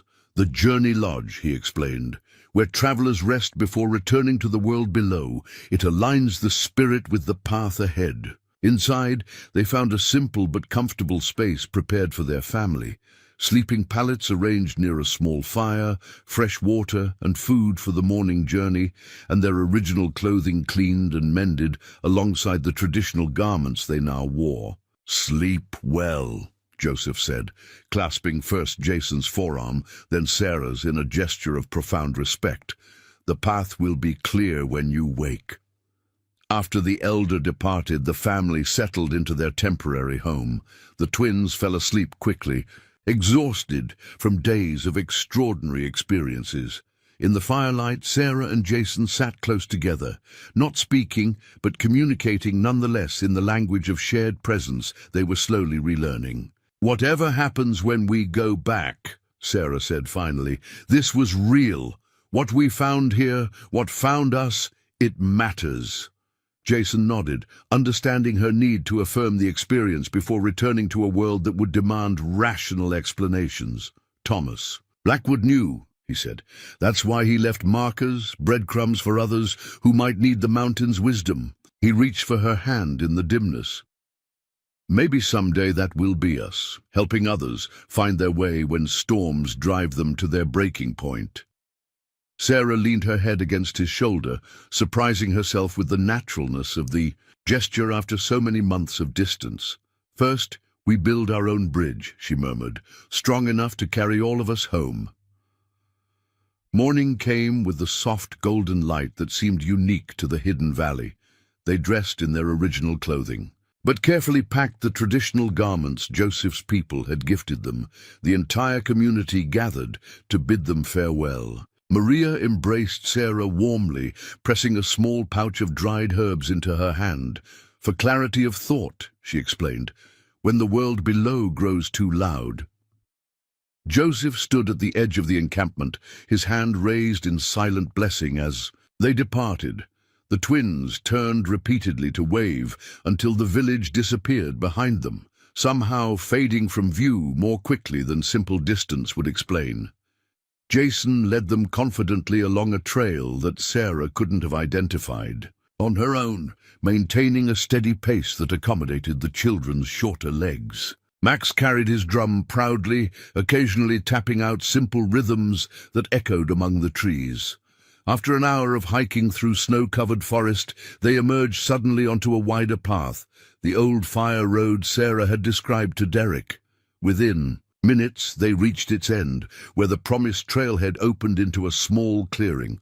No one was there yet, but a fallen log provided a convenient place to rest and wait. As they brushed snow from its surface, Sarah noticed something carved into the wood, a simple symbol matching the one on Thomas Blackwood's wooden token. "He marked the way," Jason said, tracing the carving with his finger, "for himself and for others." Sarah nodded, feeling the weight of the token in her pocket. She understood now why Blackwood had left it at the speaking place, a message in a bottle cast into time's ocean, trusting it would reach someone who needed its guidance. The twins explored the clearing, delighting in creating the first footprints in virgin snow. Their laughter carried in the crisp air, bright and hopeful. "Listen," Jason said suddenly, tilting his head. Sarah heard it then, the distant rumble of an engine making its way up the fire road. "Derek," she said. "Right on time." Jason stood, brushing snow from his pants. "Ready?" Sarah looked at her family, the twins with their rosy cheeks and treasured gifts, Jason with his newfound steadiness, and herself, forever changed by 3 days on a mountain that defied explanation. "Ready," she confirmed.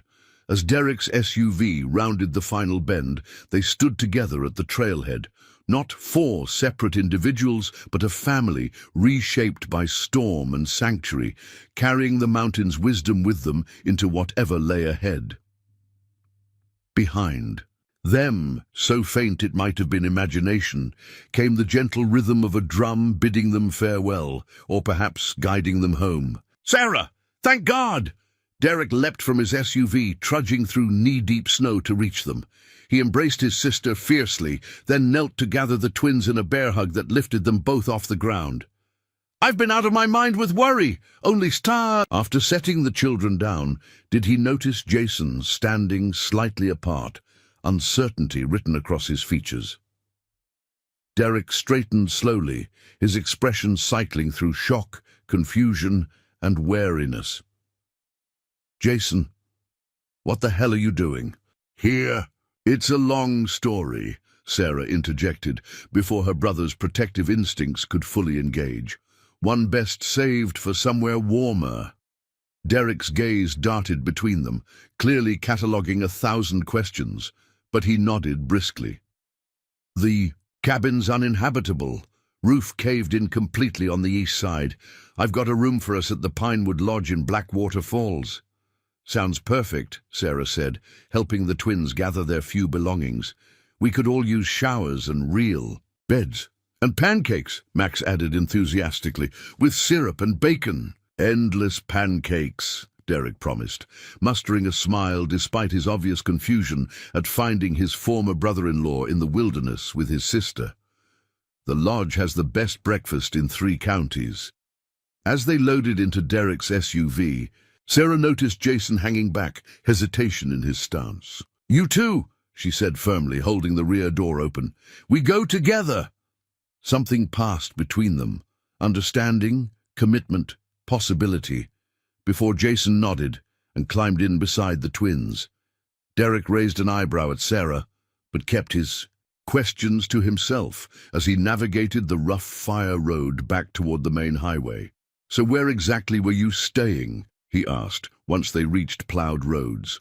"Search and rescue checked every cabin and outbuilding on this side of the mountain." Sarah exchanged a glance with Jason in the rearview mirror.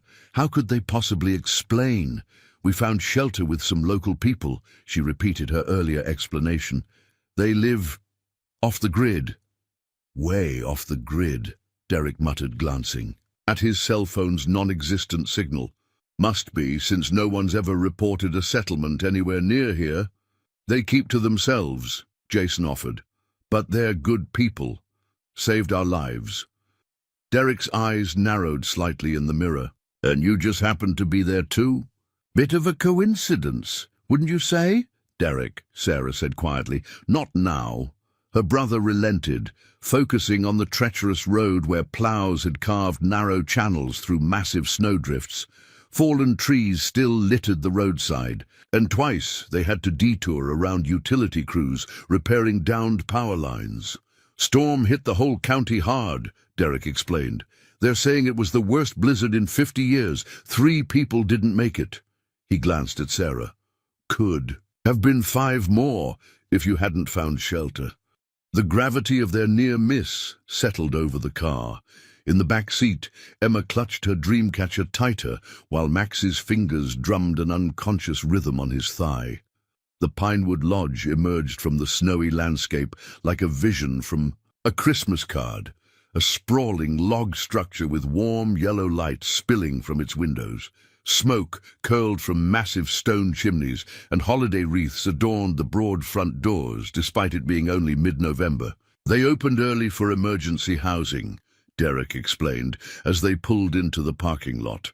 "Lot of people lost power, or worse." Inside, the lodge hummed with activity. Families displaced by the storm gathered in the great room around a massive fireplace, while volunteers distributed hot drinks and information about repair services. A makeshift message board near the reception desk was covered with notes. People searching for missing neighbors, offering temporary housing, or coordinating supply deliveries to outlying areas.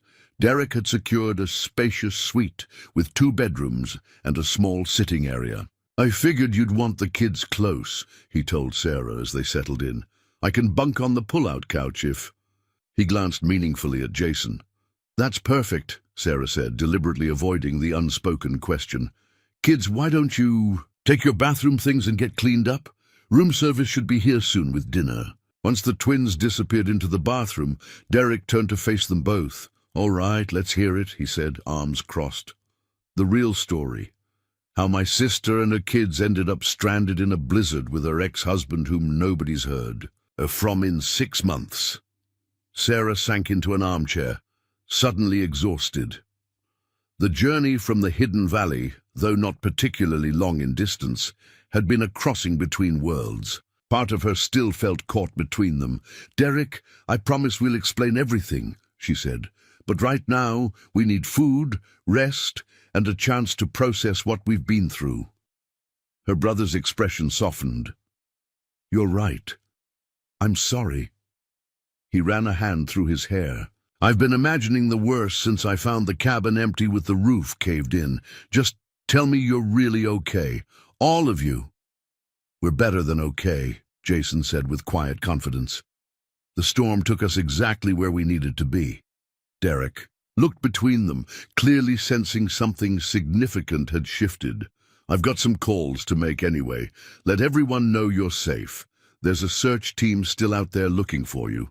After he stepped out, Sarah and Jason exchanged a look of shared understanding. How much of their experience could or should they try to explain? We don't have to figure it all out tonight, Jason said, reading her thoughts. Some things need time to settle. The twins emerged from the bathroom, pink-cheeked and damp-haired, already in their pajamas. Room service arrived moments later with a feast that drew exclamations of delight. Cheeseburgers, fries, hot chocolate with whipped cream, and a plate of warm chocolate chip cookies. As they ate, seated around the small dining table, Sarah was struck by the surreal normality of it. Here they were, a family sharing a meal in a cozy room, as if the past 6 months of separation had been the dream, not the mystical valley they'd just left. The twins, resilient as only children can be, chatted excitedly about their adventure. Though Sarah noticed they instinctively edited their account for Derek's benefit. They mentioned the nice people who helped them and the special drum music, but the magical elements remained safely wrapped in childhood vocabulary that adults would easily dismiss. By the time dinner was finished, both children were struggling to keep their eyes open. Sarah tucked them into one of the queen beds in the second bedroom, Emma's dream catcher hanging from the headboard, and Max's drum safely stowed on the nightstand. "Are we going home tomorrow?" Emma asked sleepily. Sarah smoothed her daughter's hair. "Yes, sweetheart. Back to our house." "Is Daddy coming too?" Max's question hung in the air, weighted with importance beyond his years. Sarah felt Jason's presence in the doorway behind her. "We're working on that," she said honestly. "But no matter what, we're all going to be okay, better than before." She kissed them both, then stepped back to let Jason say his goodnights. The tenderness with which he tucked the blankets around them, the gentle way he kissed each forehead, spoke volumes about the man he had become during his time on the mountain. In the sitting room, Derek had returned and was channel surfing with the sound muted, a bottle of whiskey and 3 glasses on the coffee table before him. "Thought we could all use this," he said, pouring generous measures. "It's not every day your family goes missing in a killer blizzard." Sarah accepted a glass and settled on the sofa beside Jason, close enough that their shoulders touched lightly. The casual contact felt significant, a conscious bridging of the distance that had grown between them. Derek raised an eyebrow, but made no comment as he lifted his glass. "To surviving the storm, to finding what was lost," Jason added quietly, his eyes meeting Sarah's. They drank, the whiskey burning a path of welcome warmth down Sarah's throat. For a moment no one spoke, the enormity of the past 3 days settling around them like fine snow.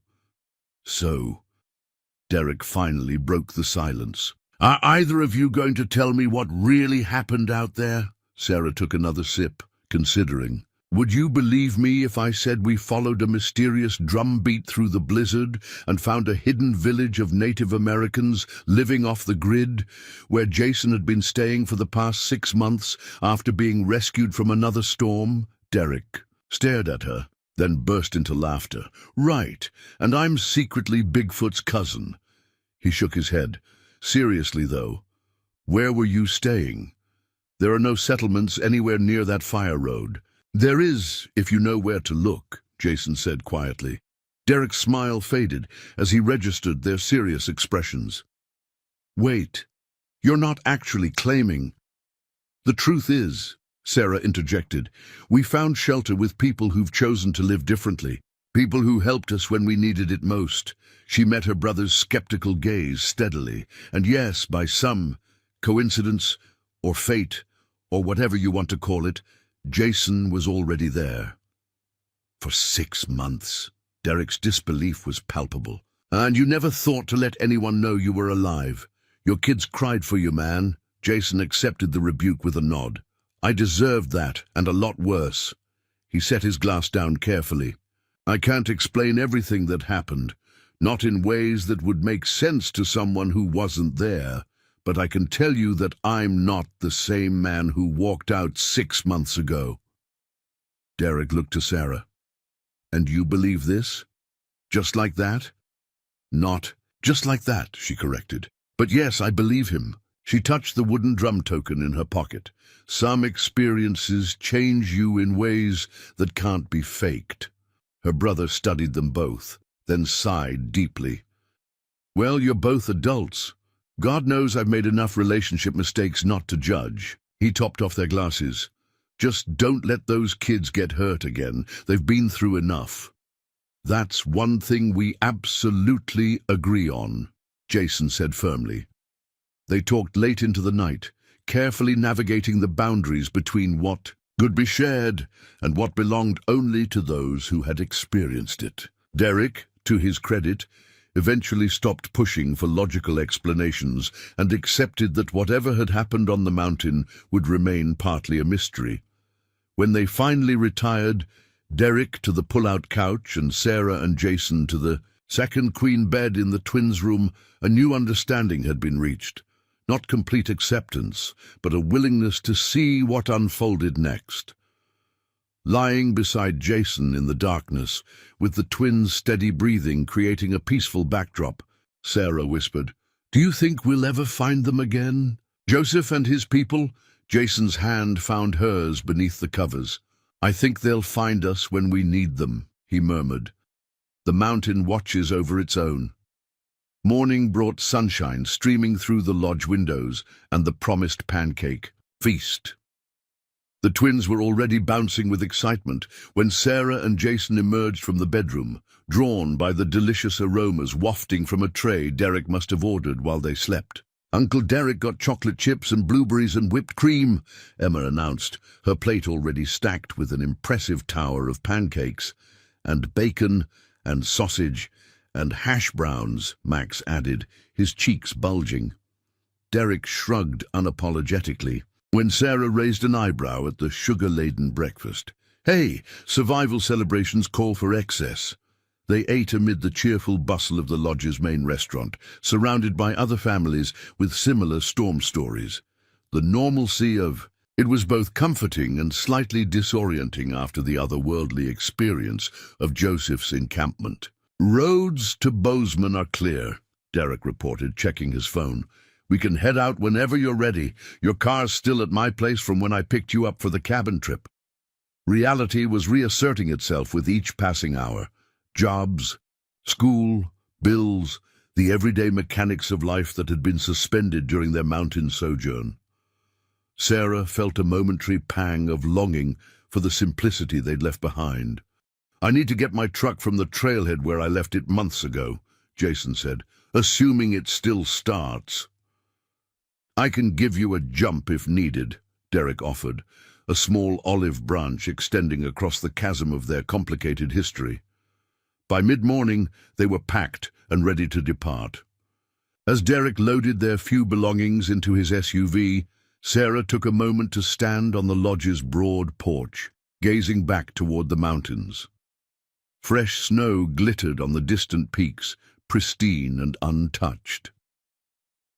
Was Joseph looking down from those heights, watching their return to the world below?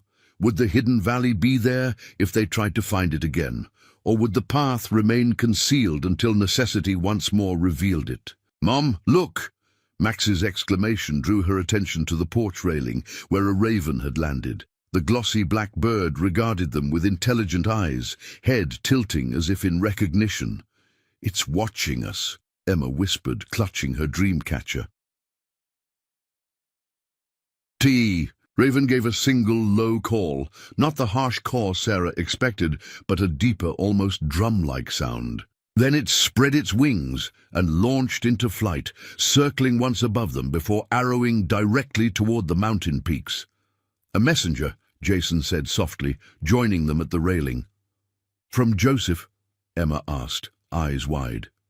Jason smiled. "Maybe. Or from the mountain itself." Derek emerged from the lodge, keys jingling in his hand. "All set. We should hit the road before—" He stopped, noticing their upturned faces. "What are you all staring at?" "Just saying goodbye," Sarah replied, turning away from the mountains, with a sense of completion rather than loss. Whatever magic had touched their lives would remain with them, carried in memory and changed hearts rather than tied to a physical place. The drive back to Bozeman passed in a blur of pristine landscapes and comfortable conversation. The twins dozed in the back seat, emotionally and physically exhausted from their adventure. Jason sat beside Derek in the front, the two men cautiously rebuilding a connection that had once been like brotherhood before the divorce strained all family ties. By late afternoon, they reached Derek's comfortable suburban home, where Sarah's car waited in the driveway, exactly as she'd left it 3 days and a lifetime ago. "You're welcome to stay the night," Derek offered as they unloaded their things. "Guest rooms made up, and I'm sure Lisa would love to see the twins." His wife was visiting her mother in Idaho, having left before the storm hit. Sarah glanced at Jason, a wordless consultation passing between them. "Actually, I think we should head home," she said. "Start figuring out our next steps." Derek nodded, understanding the deeper meaning. After final hugs and promises to call once they were settled, Sarah found herself behind the wheel of her own car, Jason in the passenger seat, and the twins securely buckled in back. "Ready?" she asked, the question encompassing far more than the 20-minute drive to their house. Jason reached across the console to take her hand. "Ready." The familiar streets of Bozeman welcomed them back, holiday decorations already appearing in shop windows despite Thanksgiving being over a week. "Away." Sarah drove automatically, muscle memory guiding her through turns and traffic lights, while her mind processed the transition back to ordinary life. Their house, her house technically since the divorce, appeared around the final corner. The two-story craftsman looked exactly as she'd left it, yet somehow different through eyes that had glimpsed another way of living. The porch light she'd left on burned steadily, a beacon guiding them home. As she pulled into the driveway, the twins stirred in the back seat. "We're home!" Max exclaimed, pressing his face to the window. "Is Daddy staying?" Emma asked, the question that hovered between them all. Sarah met Jason's eyes across the center console. "For dinner, definitely," she said. "After that, we'll figure things out one day at a time." It wasn't a complete answer, but it was an honest one. There would be no rushing back into old patterns, no pretending the fractures in their marriage had magically healed. What they had found on the mountain was not an instant solution, but a new beginning, a path that would require intention, effort, and courage to follow. Jason seemed to understand this perfectly. "One day at a time sounds right," he agreed, offering a reassuring smile to the twins. "Starting with dinner. I seem to remember a lasagna recipe that was pretty popular around here." "With garlic bread?" Max asked hopefully. "Extra garlic," Jason confirmed with mock seriousness. "Enough to keep vampires away for weeks." The twins giggled, tension dissolving in the face of this small return to family tradition. Inside, the house welcomed them with familiar comforts. The soft living room rug, where the twins immediately sprawled with their treasured gifts from the mountain. The kitchen where Sarah and Jason moved, in a careful dance of relearned cooperation as they prepared dinner. The dining table where they eventually gathered to share their first meal at home as a reconnected, if still healing, family.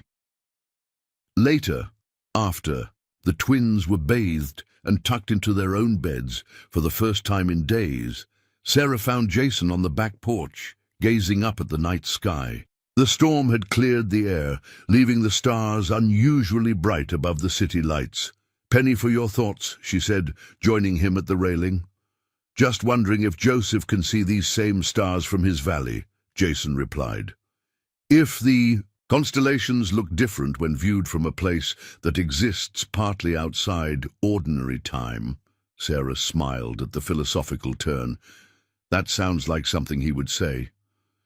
He rubbed off on me, I guess. Jason turned to face her, his expression earnest in the dim porch light. I meant what I said, Sarah, one day at a time.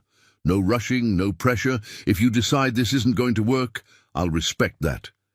She studied the man before her, familiar yet changed, like a landscape altered by significant weather. The stubborn set of his jaw remained, but the defensive tension around his eyes had softened. His hands, always restless before, were steady now, I think, she said carefully, that what we found on that mountain is worth exploring, not just for the twins' sake, but for our own. Relief and hope washed across his features. That's all. I'm asking for a chance to prove that what I learned there wasn't temporary.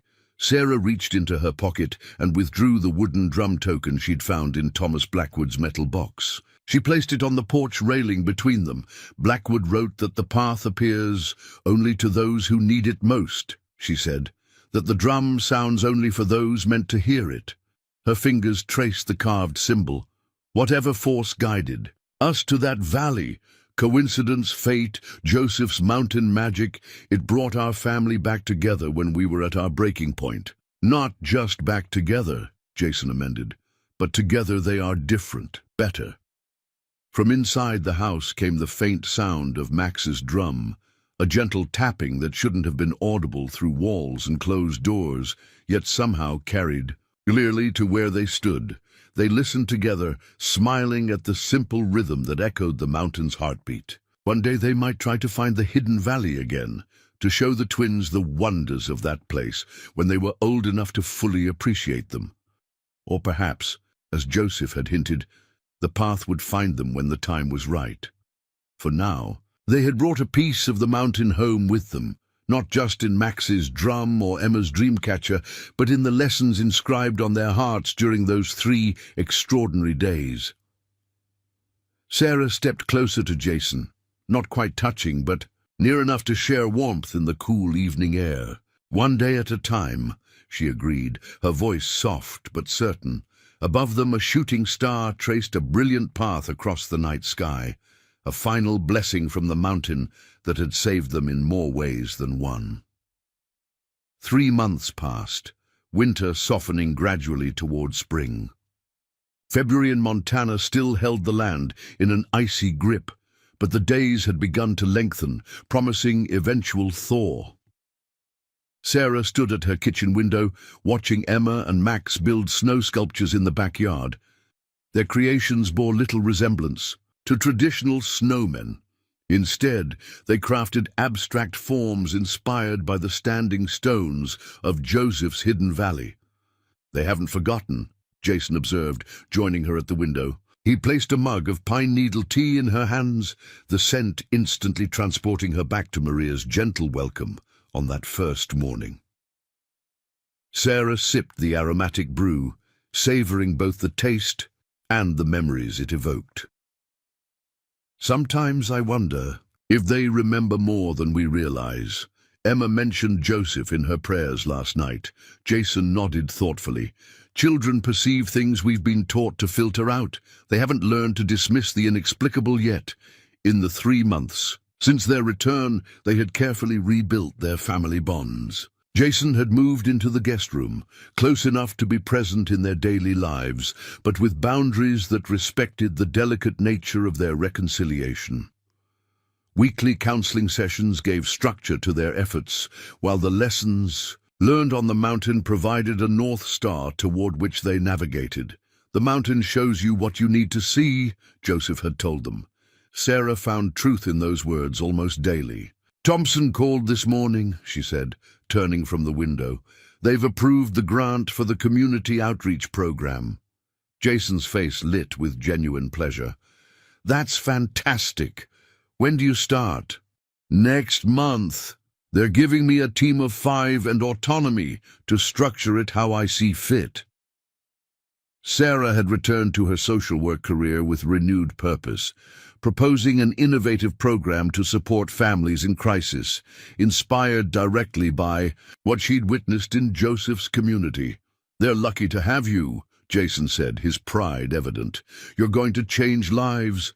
Sarah smiled, acknowledging the compliment without the deflection that would have been her instinct before. Learning to accept appreciation had been one of her personal challenges in therapy, just as Jason worked to express emotions he'd previously buried.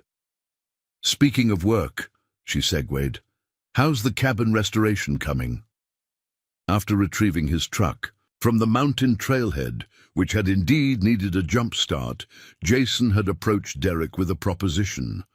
A partnership to restore the storm-damaged cabin and develop the surrounding land as a retreat center for veterans and families in need of healing. Derek, initially skeptical, had eventually been won over by Jason's vision and clear-eyed business plan. "Roof's finally finished," Jason reported. "We're starting on interior walls next week, weather permitting." He hesitated, then added, "I'm thinking of asking Joseph and his people to contribute to the design elements, if we can find them again." They had made one attempt to locate the hidden valley in January, following the old fire road to where they remembered the trailhead being. Despite a clear day and careful search, they'd found no path leading to standing stones, no sign of the encampment that had sheltered them.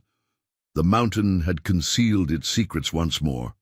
"We'll find them when the time is right," Sarah said, with a certainty that surprised her. "Or they'll find us," Jason nodded, understanding her faith.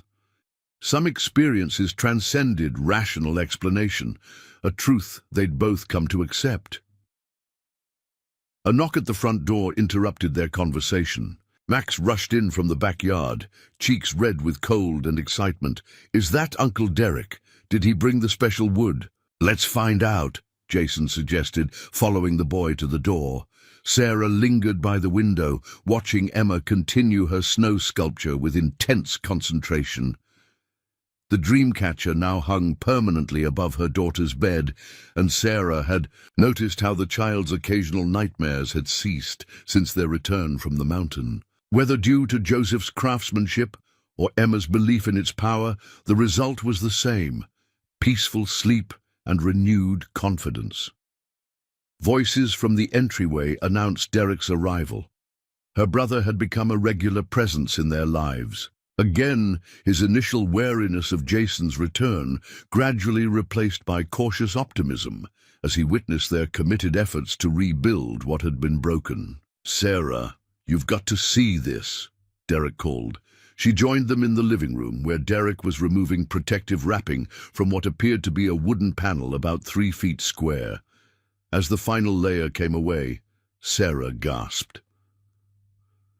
The panel was carved with intricate symbols identical to those they'd seen on the standing stones in Joseph's Valley. Wildlife figures, elk, bear, wolf, and raven, encircled a central motif of a drum surrounded by flames. "Where did you get this?" Sarah asked, running her fingers over the polished surface.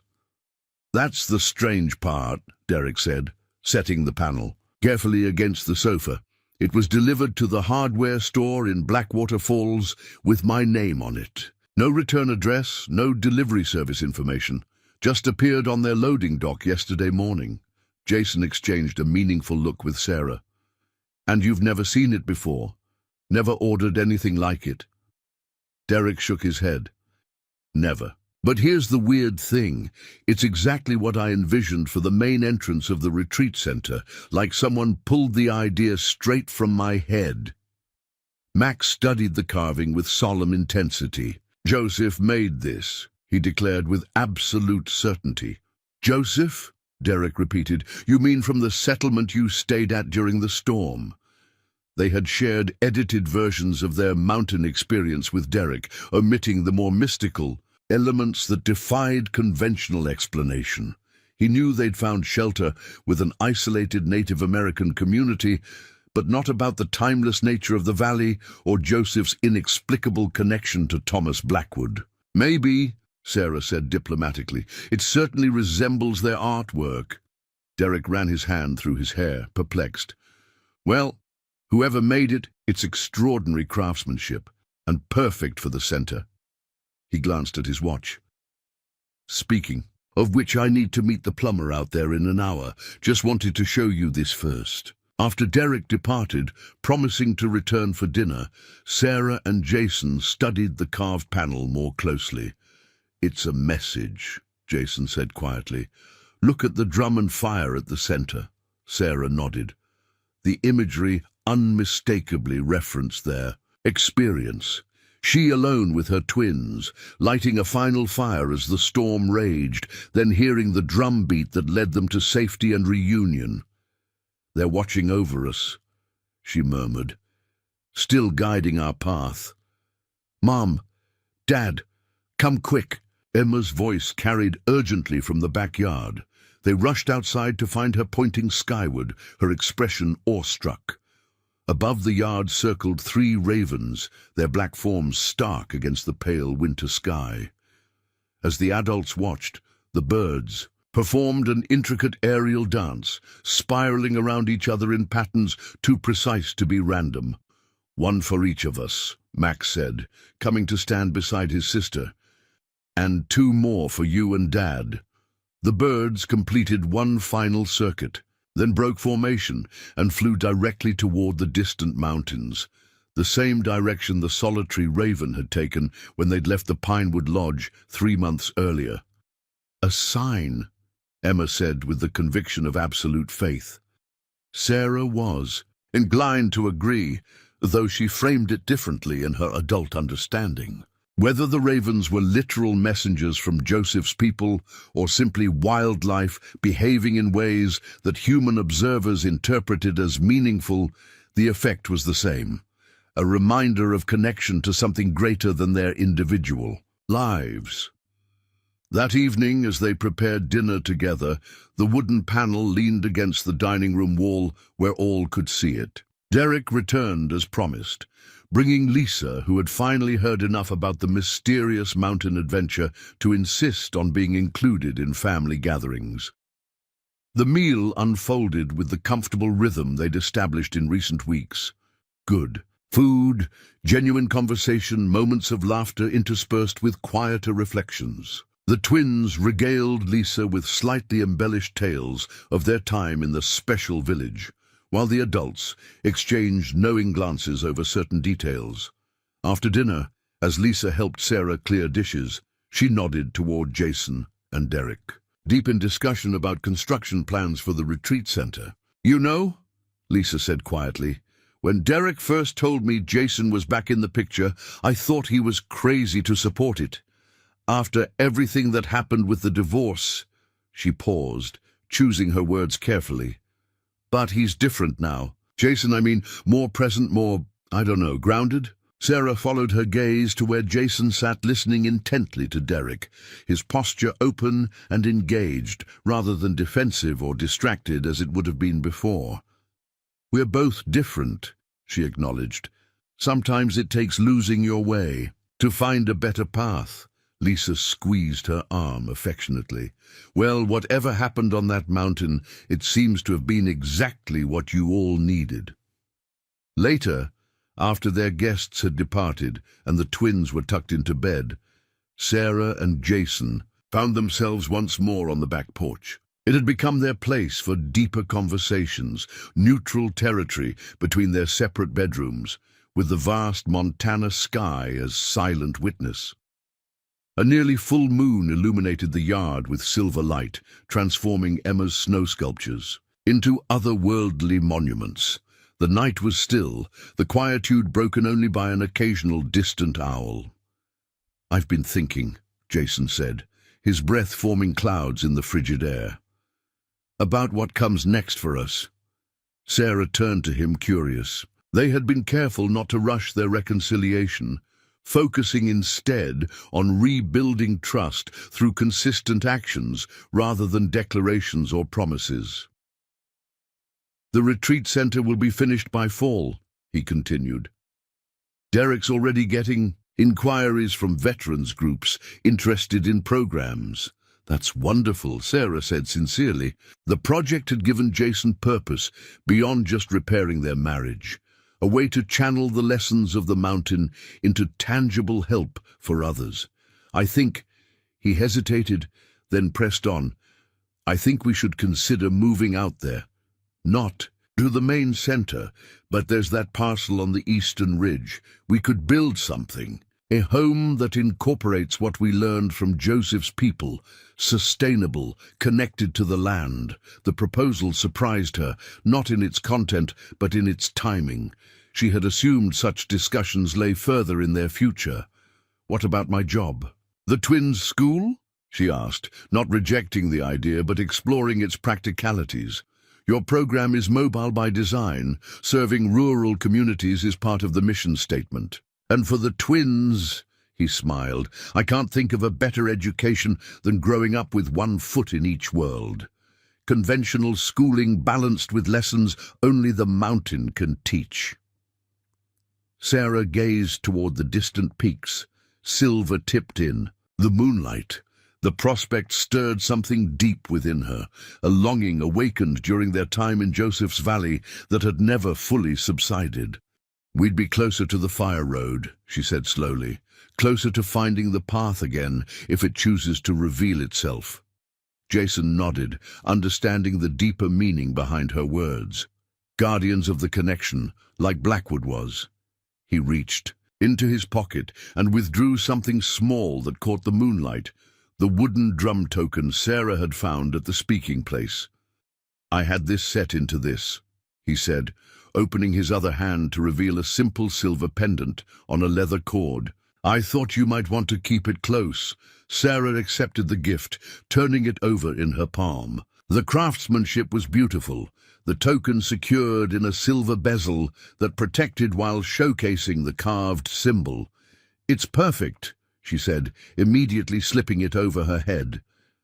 The pendant settled against her heart, a tangible link to their extraordinary experience. We don't have to decide tonight, Jason said. About moving, it's just something to consider, but Sarah found the idea had already taken root, feeling right in a way that transcended logical analysis. I think the mountain's been calling us, back since the moment we left, she admitted. I just wasn't sure if I was ready to listen. From inside the house came the now familiar gentle tapping of Max's drum, a sound that often emerged when important conversations were happening, as if the boy possessed some sixth sense about family crossroads. And now? Jason asked. Now I think it's time to answer that call, she said, not to hide from the world like I once feared you were doing, but to build something meaningful at the boundary between worlds. Jason's smile held the quiet confidence he'd brought back from his time with Joseph, an assurance rooted not in ego, but in purpose. I was thinking the same. Their shared vision hung between them like a bridge newly constructed, strong enough, now to bear the weight of future plans. 3 months of careful rebuilding, of honoring both the pain of their past and the potential of their future, had created a foundation solid enough to support dreams larger than mere reconciliation. Spring would arrive eventually, melting away winter's barricades and opening mountain paths closed by snow and ice. Whether the trail to Joseph's hidden valley would reveal itself again remained to be seen, but Sarah felt certainty that their connection to that place and its people endured regardless of physical access. There's something else, Jason said, breaking the comfortable silence. Something I've been waiting to show you until the time felt right. From his other pocket, he produced a folded paper, carefully preserved in a plastic sleeve. I found this the day before you arrived at the encampment. It was among Joseph's teaching materials, scrolls and books he used to pass down their history. Sarah accepted it curiously, unfolding the brittle paper with care. By moonlight, she could just make out faded handwriting she immediately recognized. From Thomas Blackwood's journal. At the top, a date, April 17th, 1974. To those who follow the drum's call, if you are reading these words, You have found what I discovered through storm and struggle, that the mountain holds secrets meant for those with eyes to see and ears to hear. My journey began in desperation and ended in purpose. For 42 years, I have served as keeper of the Western Stone, guardian of one gateway between worlds. As my time in this role nears its end, Joseph prepares to assume the mantle, though he is yet young. Know this, the valley exists in what the elders call thin places, where the veil between what is and what might be grows permeable. Time flows differently there, shaped by need and purpose rather than mechanical measurement. But the greatest magic is not in the place itself, but in what it awakens in those who find it, the capacity to carry its teachings back into the world. The drum beats for those who have forgotten how to listen to their own hearts. The fire lights the way for those who have lost sight of what truly matters. The storm drives us to shelter so we may find ourselves anew in stillness. If Providence has placed these words in your hands, consider whether you too might be called to serve as a bridge between worlds, not by abandoning one for the other, but by living with awareness of both. The path reveals itself to those who seek with honest hearts. Listen for the drum. Follow the flame. Trust the storm. Thomas Blackwood, keeper of the Western Stone. Sarah looked up from the letter, its implications settling deep within her consciousness. Joseph gave this to you? Jason nodded. He said I would understand when the time was right. I think that time is now, for both of us. The parallels were impossible to ignore. Like Blackwood, they had been driven to the hidden valley by a literal storm that mirrored the turmoil in their lives. They had followed the drum, trusted the flame's guidance, and emerged transformed. Now, like Blackwood, they faced a choice, not whether to remember their experience, but how to honor it through the lives they chose to build moving forward. A bridge between worlds, Sarah quoted softly. The retreat center, our home on the ridge, they could be exactly that. Places where people find healing like we did. Not by trying to replicate Joseph's community, Jason clarified, but by creating spaces where people can quiet the noise of modern life, enough to hear what really matters. The concept resonated with projects already taking shape in both their professional lives. Sarah's outreach program for families in crisis, Jason's vision for the retreat center. Not separate endeavors, but complementary aspects of a shared purpose that had been clarified by their mountain experience. From the yard below came a soft sound, not Max's drum this time, but something else, a melodic, almost drum-like call that made them both turn toward its source. There, perched on one of Emma's snow sculptures, sat a raven. In the moonlight, its feathers gleamed with an almost blue-black iridescence. It regarded them with intelligence that seemed to transcend ordinary animal awareness. "Hello, friend," Sarah said softly. The bird tilted its head, then gave another call. 3 distinct notes that hung in the still night air. A message, a blessing, a reminder of connection. Then it spread its wings and lifted into the moonlit sky, circling once above their home before soaring toward the mountains. Jason's hand found hers, warm despite the winter chill. "I think that's our answer." Sarah nodded, fingers closing around, both his hand and the wooden drum pendant at her throat. "It's time to build our bridge." In the silvery light, with the mountains standing witness on the horizon, they began to sketch the shape of their future. Not a return to what had been, but the creation of something new that honored the best of both worlds they now inhabited. Inside, the twins slept peacefully, Emma's dream catcher and Max's drum keeping silent vigil over their rest. Tomorrow would begin the next chapter of their family's story, one written not by storm and separation, but by purpose and reunion. The mountain had called them into its heart and sent them back changed, carrying its wisdom like seeds to be planted in fertile ground. Now it was their turn to nurture what had been sown, to cultivate a life that bridged the wisdom of Joseph's timeless valley with the world that waited beyond the storm. Sarah leaned her head against Jason's shoulder, feeling the rightness of this new path unfurling before them. The drum had guided them home, not to a place, but to each other, to their truest selves, to the family they were meant to be. And somewhere in the vast Montana night, perhaps Joseph smiled, knowing the mountain's gift had found worthy guardians. The circle continued. The wisdom passed forward, the flame kept burning through storms yet to come. For Sarah, Jason, Emma, and Max, the greatest journey still lay ahead, not one of mere survival, but of living with purpose awakened by that fateful night when, alone with her twins in the heart of the storm, she had lit one final fire and heard a drumbeat in the distance. Up next, you've got 2 more standout stories right on your screen. If this one hits the mark, you won't want to pass these up. Just click and check them out. And don't forget to subscribe and turn on the notification bell so you don't miss any upload from us.